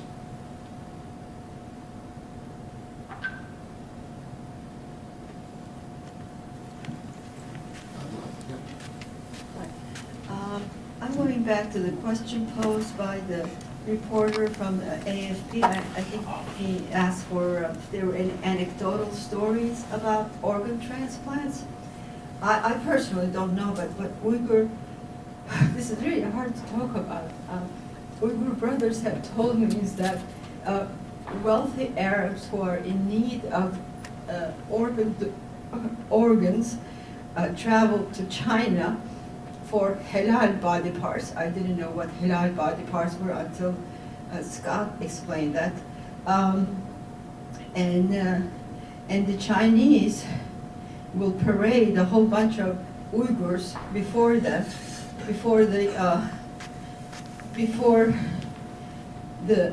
their customer, and then I'm sorry the brother had to leave, but and then he will pick one victim, the one who's going to be slaughtered, so that he can live a better life, as if he's, the way it was explained to me was as if he is picking an animal for the sacrifice of the feast of the sacrifice, you know, what I call the Muslim Christmas. That's one anecdotal story I've heard, and I was at a department, at a meeting at the State Department, and the State Department has received, I understand, reports of these incidents.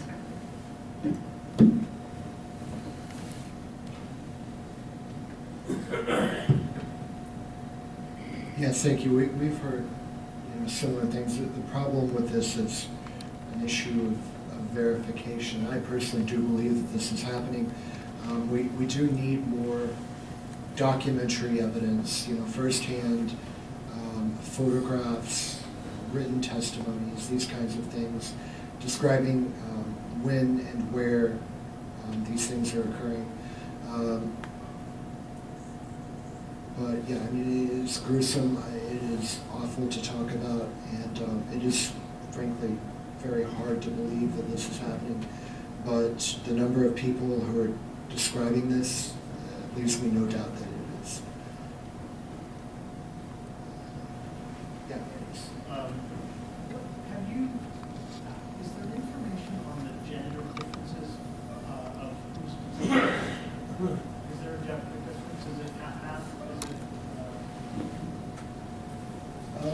You know, I mean, that kind of data is not something that has, thus far been really explored. I mean, the population in Kyrgyzstan is, like other places, mostly 50-50 split. It would seem that anecdotally, that men are being detained at a greater rate because they are the ones, of course, who would be more inclined in the Chinese mind to espouse nationalist sentiments and potential militancy and these other excuses that they're using to detain people. And as Sully mentioned, there are, it does appear that there is a large campaign to marry Uyghur women off to Chinese men. So I would expect that they would not be detaining as many women, but that being said, I mean, Sully, within your family, we have dozens of women detained, right? But in terms of the actual percentage breakdown, we don't have that data. So sorry, dozens of women. How many men? Something like 80 men. How many women? 26.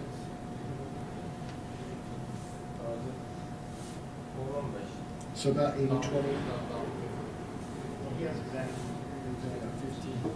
15 women and 80. So if that's representative, then consider they're detaining substantially larger numbers of men. And you can see this, on like videos, and even if you go, like news reporters went out into East Turkestan, and they noticed that the majority of the men are simply not there. They're simply not there because they're in these camps and prisons. And then you have children that are being taken away as well and put into these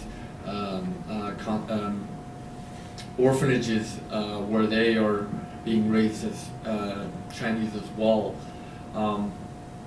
Earlier, Kyle mentioned, the transfer of Uyghurs into other parts of China.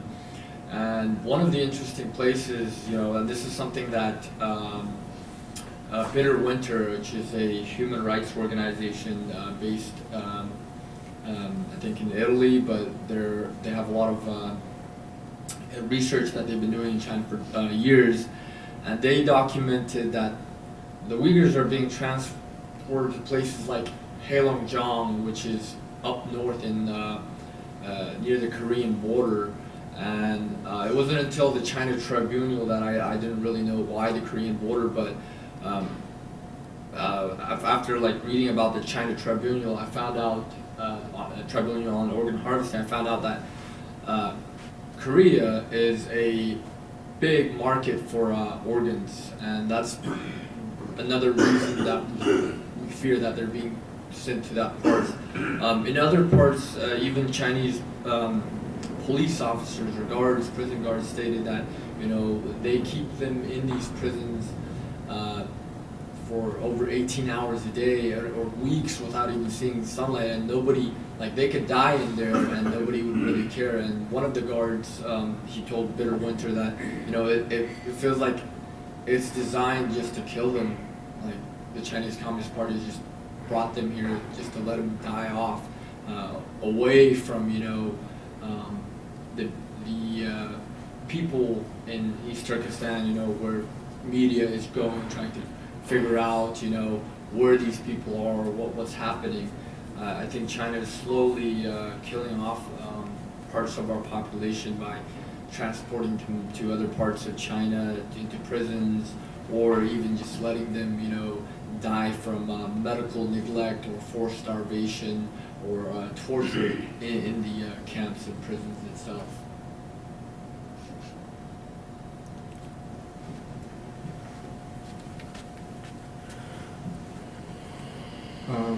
So I believe there is a bit of a East Turkestani diaspora. So you guys, and you have a very long history So I'm wondering if there are East Turkestanis in maybe neighboring countries that are also starting to learn about these issues, like maybe Mongolia or Kazakhstan or Tajikistan. So if you guys could talk a little bit about that. Yeah,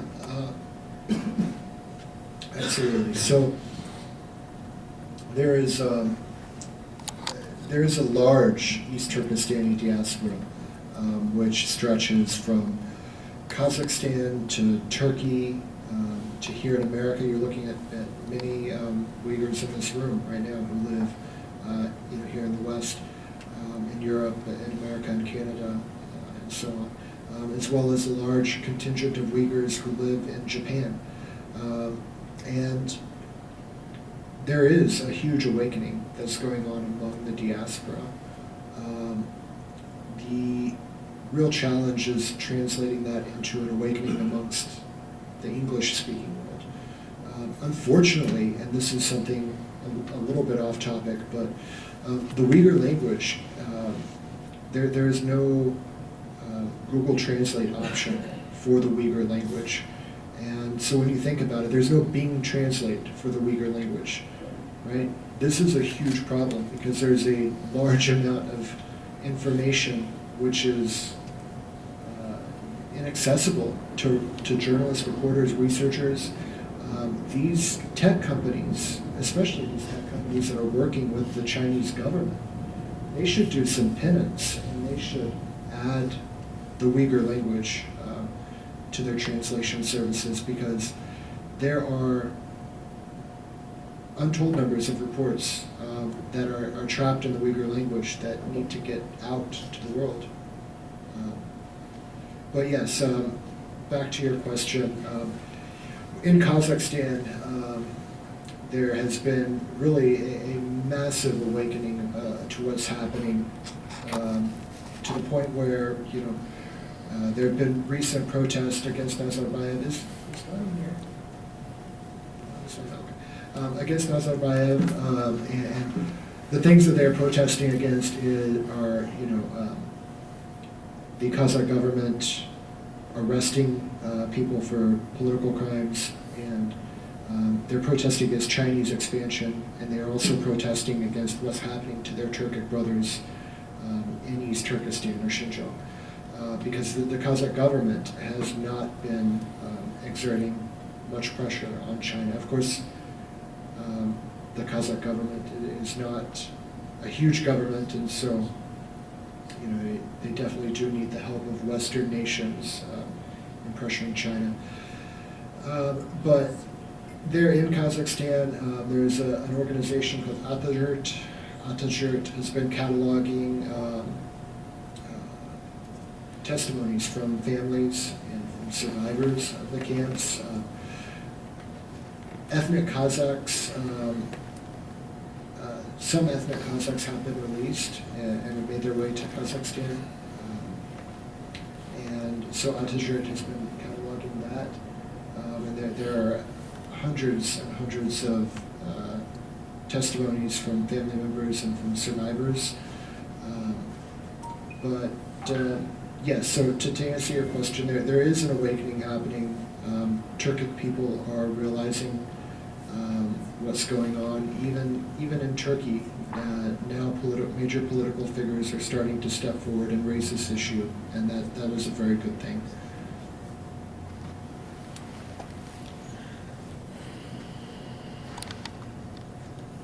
Any question?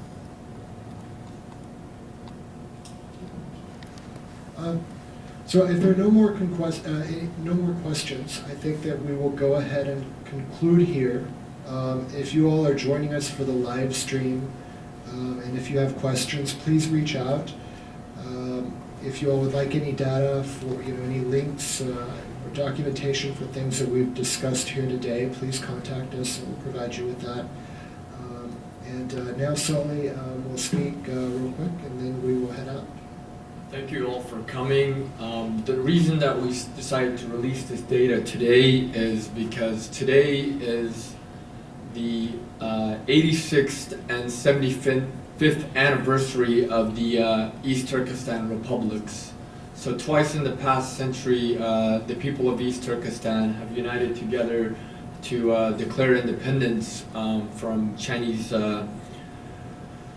rule. And so the real reason that we believe that China is doing this is to prevent our people from, ensuring our future survival, because China has always feared losing grip of East Turkestan. I mean, the name Xinjiang itself is self-explanatory of China's fear. Literally translates as the new territory.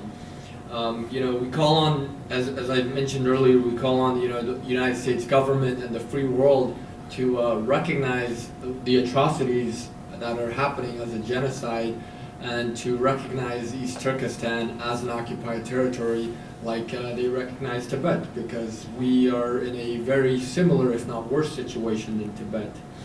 Shortly after this, we will be holding a peaceful demonstration in front of the U.S. Capitol, calling on the United States Congress, the House, to pass the Uyghur Human Rights Policy Act, and it will be followed by a march to the State Department, again, to call on the State Department to do more. I know the State Department has been doing a lot of great things on, reporting about this, speaking out against this, but there simply has to be more to this.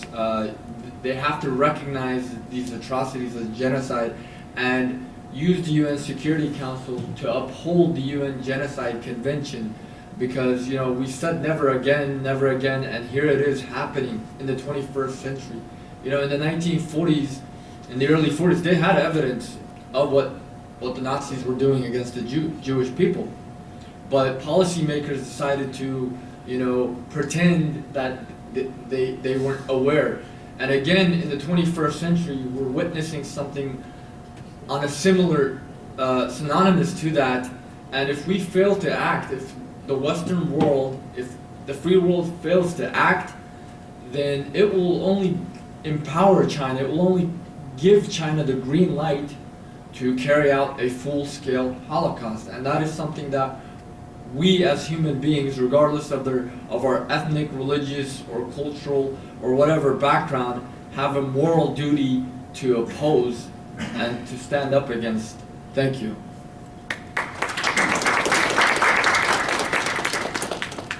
One final thing that I would add is that there's plenty more where this came from, so please do follow us on social media, subscribe to our newsletter, and stay in touch. Thank you all so much.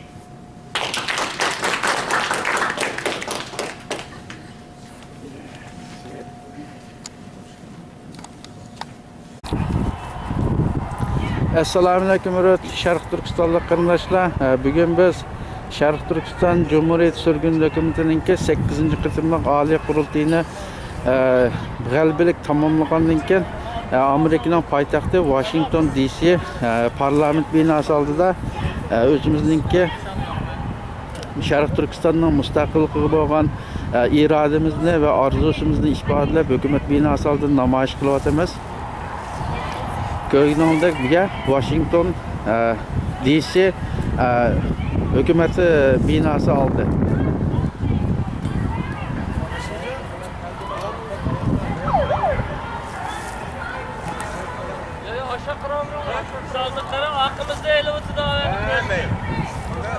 Ha?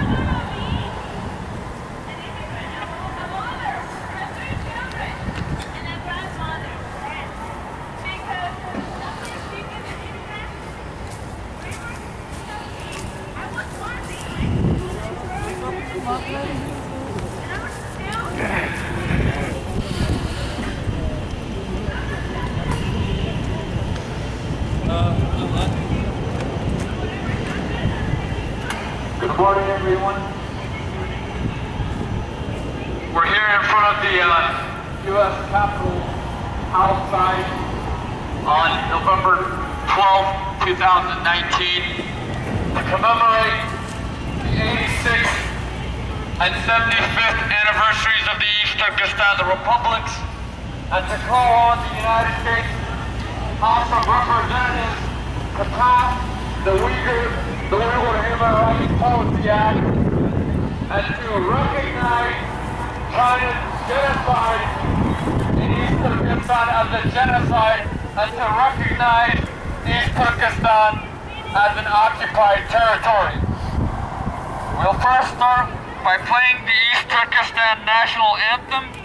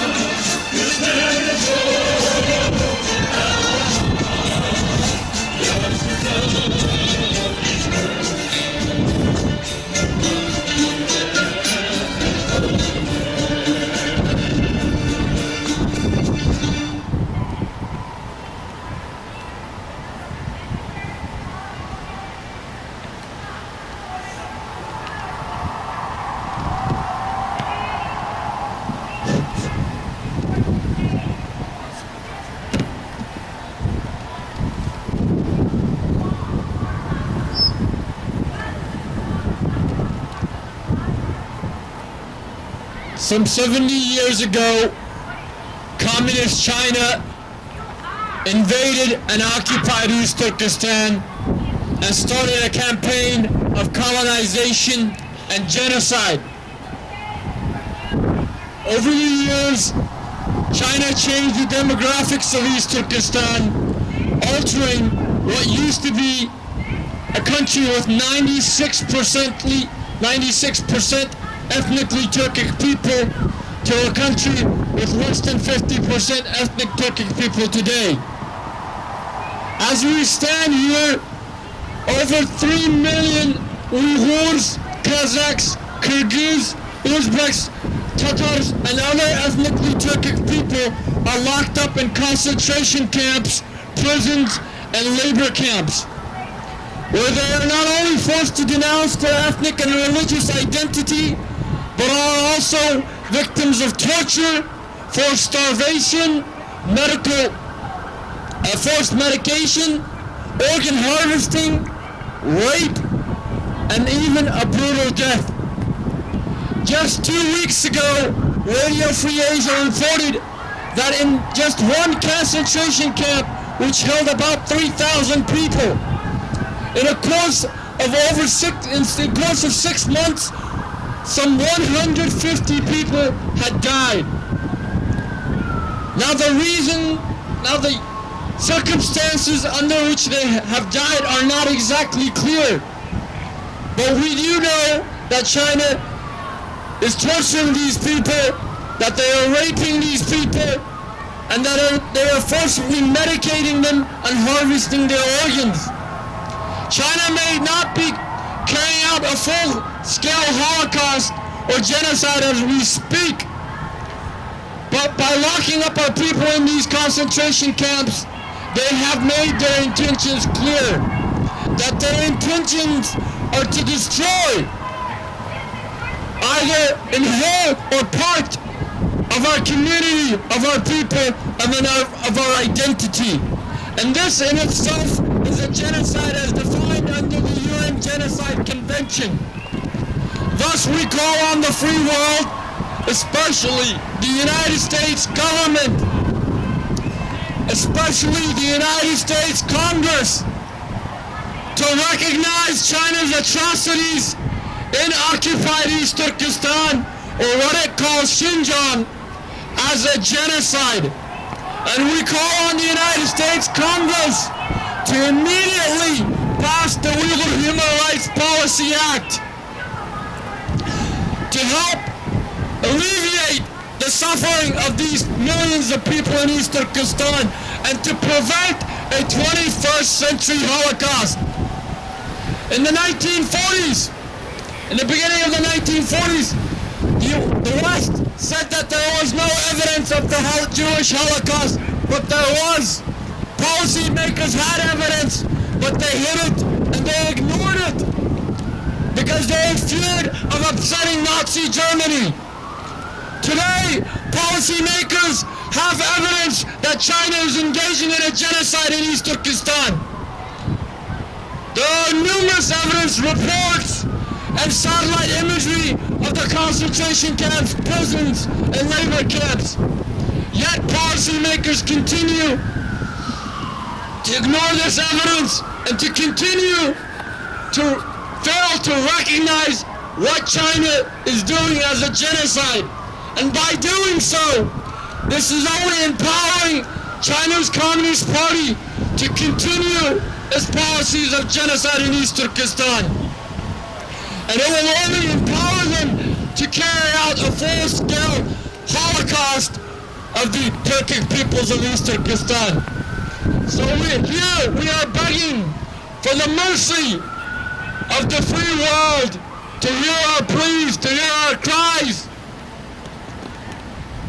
Because if East Turkestan falls today, if you stand silent to the genocide in East Turkestan today, then one day the Chinese communists will only get more powerful, and that genocide will spread all across the world. And God forbid that one day it comes here to the United States. So we call again, we repeat our call to the U.S. government, to the entire free world, to immediately recognize China's atrocities in East Turkestan as a genocide, and to recognize East Turkestan as an occupied territory, and to immediately help us to prevent the 21st century Holocaust. Thank you.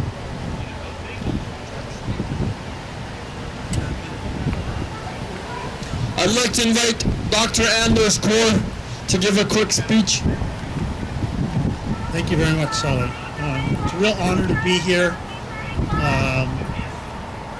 in this birthplace of American democracy. This is a group that believes in democracy, it believes in nonviolence, it supports independence, self-determination, it supports human rights in China, and specifically in East Turkestan. And these are all things that we find in the original United Nations, 1948 Universal Declaration on Human Rights. We find the concept of self-determination of nations and peoples in the founding papers of the United Nations. We find a recognition of human rights in the United Nations. This is what the people standing here today believe in. And they're willing to put their time and effort into this issue. They have family members in East Turkestan who are in concentration camps, in re-education camps. They have family members who've been killed by the Chinese Communist Party. And we Americans need to do more. Europeans need to do more. The whole world needs to do more to help these people, to be their allies, and to work to change a system that is turning a blind eye to this issue. They are doing something that benefits all of us. They're seeking to roll back Chinese Communist Party power and influence in their corner of the world, in East Turkestan. That's something that other countries are trying to do too. Whether that's India in the Himalayas, rolling back the Chinese Communist Party and the Chinese military out of the Himalayas that they stole from India. Whether it's Vietnam trying to push China out of its exclusive economic zone, which is given to it by the United Nations Convention on the Law of the Sea. The Philippines is doing the same, trying to roll back China out of its exclusive economic zone. Japan would like to roll back China out of the East China Sea, where Japan's island of the Senkakus is being attacked on an almost, or violated on an almost daily basis by Chinese jets. Russians are worried about Chinese influence and illegal immigration to the east. So we here in DC are trying to roll back Chinese influence in our own government, whether that be through illegal campaign donations, other forms of corruption through sweetheart deals through corporations and politicians, quid pro quos. Academia in the U.S. is trying to roll back Chinese influence, or should be more. So rollback is an important thing, and these people are trying to roll back China a bit, and we all need to work together to roll back China.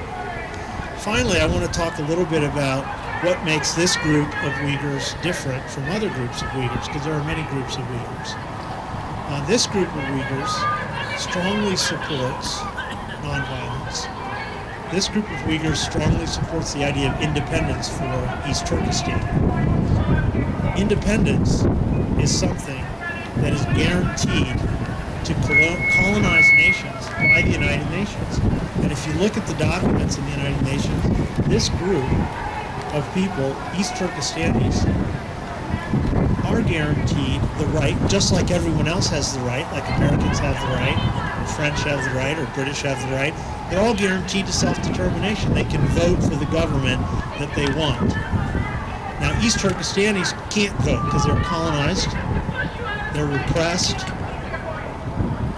they're not given freedom of speech, it's a fundamental right from the UN that's been violated. And this group is standing up for that right of independence, and it's an important right to stand up for, and it should be honored by other Uyghur groups, and it should be honored by the U.S. government. They should be at the table on all issues related to Uyghurs and East Turkestan. We have, to sum up, this group is rolling back Chinese influence and Chinese territorial acquisition. This group is supporting nonviolence. This group is supporting the concept of independence. And it's very important that we all support these ideas, support the group here that is the East Turkestan National Awakening, East Turkestan Government in Exile. And I hope that I'm very honored to be here, and I hope that the power of this movement grows, and that we can, through increasing the power of this movement and other Uyghur rights groups, we can finally put a stop to the genocide in East Turkestan. Thank you. Thank you so much, Dr. Andrews. Now I'd like to invite Mr. President Ghulam Osman from the East Turkestan government in exile to speak to our community, so he'll be speaking in Uyghur, in our native tongue, to our viewers.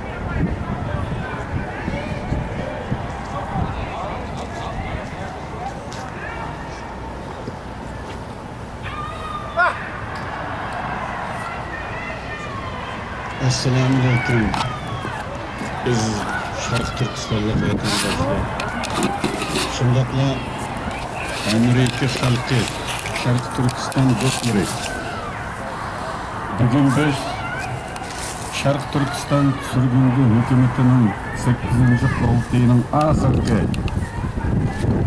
kun tertibi bo'lgan davlat bayramini xotirlash munosabati bilan birlashtirib elib boradigan namoyishimizga kelib Amerika Kongress binasının oldida turibdik. Bütün dünyada Uyg'urlar yaşayotgan, Sharq Turkistonliklar yaşayotgan har qaysi davlatlardagi Sharq Turkistonliklar bugun davlat bayramimizni xotirlayotdi har xil shaklda. Davlat bayramini har yili xotirlashimiz, har yili davlat bayramida o'zimiz turishliq joylardagi xalqimizni uyushtirib bu tarixiy kunni xotirlatishimiz va avlodlarimizga buni unutmasligimiz har bir Sharq Turkistonlikning burchi. Bugün biz Amerika'da qurultayimizning oxirgi kun tartibini ijro qilish bilan birga Amerika hukumatiga va Amerika xalqiga erkinlikning homiysi, demokratiyaning homiysi bo'lish sifatini joriy qildirib, bizni qo'llashini, Xitoyning irqiy qirg'inchiligini to'xtatishini, bizga yordam qilishini umid qilib bu yerda vaqirayotimiz. Ovozimizni butun dunyoga anglitishga tirishyapmiz. Erkinlikni sevguchi barliq xalq, butun dunyo xalqining bizni qo'llashini umid qilamiz. Hammaga rahmat. And then we'd like to invite also the chairman of the East Turkestan Parliament in Exile, Mr. Osmanjan Tursun from Germany to give a speech as well, and he will be speaking in our native tongue again to our community across the region.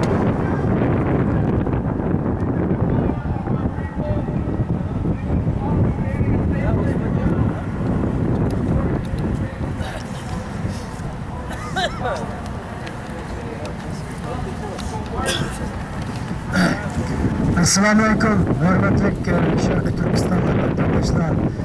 Assalamu alaikum, bizning shu yerda namoyish qilishimizni kuzatib turayotgan amerikalik Uyg'ur do'stlarga qarindoshlar. Biz bugun 8-qatimlik erkinlikninki himoyachisi, demokratning yo'lboshchisi bo'lgan Amerika hukumatiga biz Uyg'urlarning bugungi yer sharida yo'qolib ketish xavfida turayotganligimizni bildirish uchun bu yerga yig'ildik. Inshaalloh bizning bu o'zimizning Cumhuriyet kunini xotirlashimiz, shundaqla tarixda mustaqil davlat qurganligimizni o'zimizdan boshqa dunyo ellariga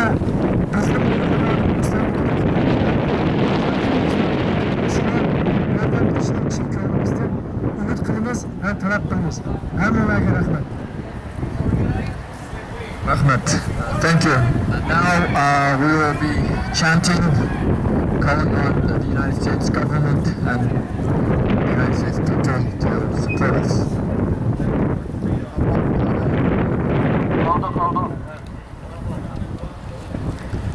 Stand up, America! Stand up, America! Stand up, America! Stand up, America!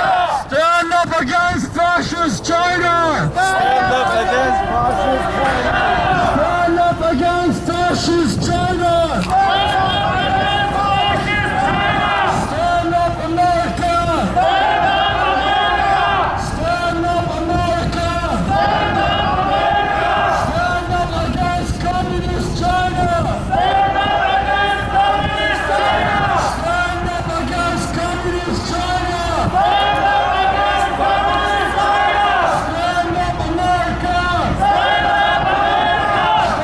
up, America! Stand up against China's concentration camps!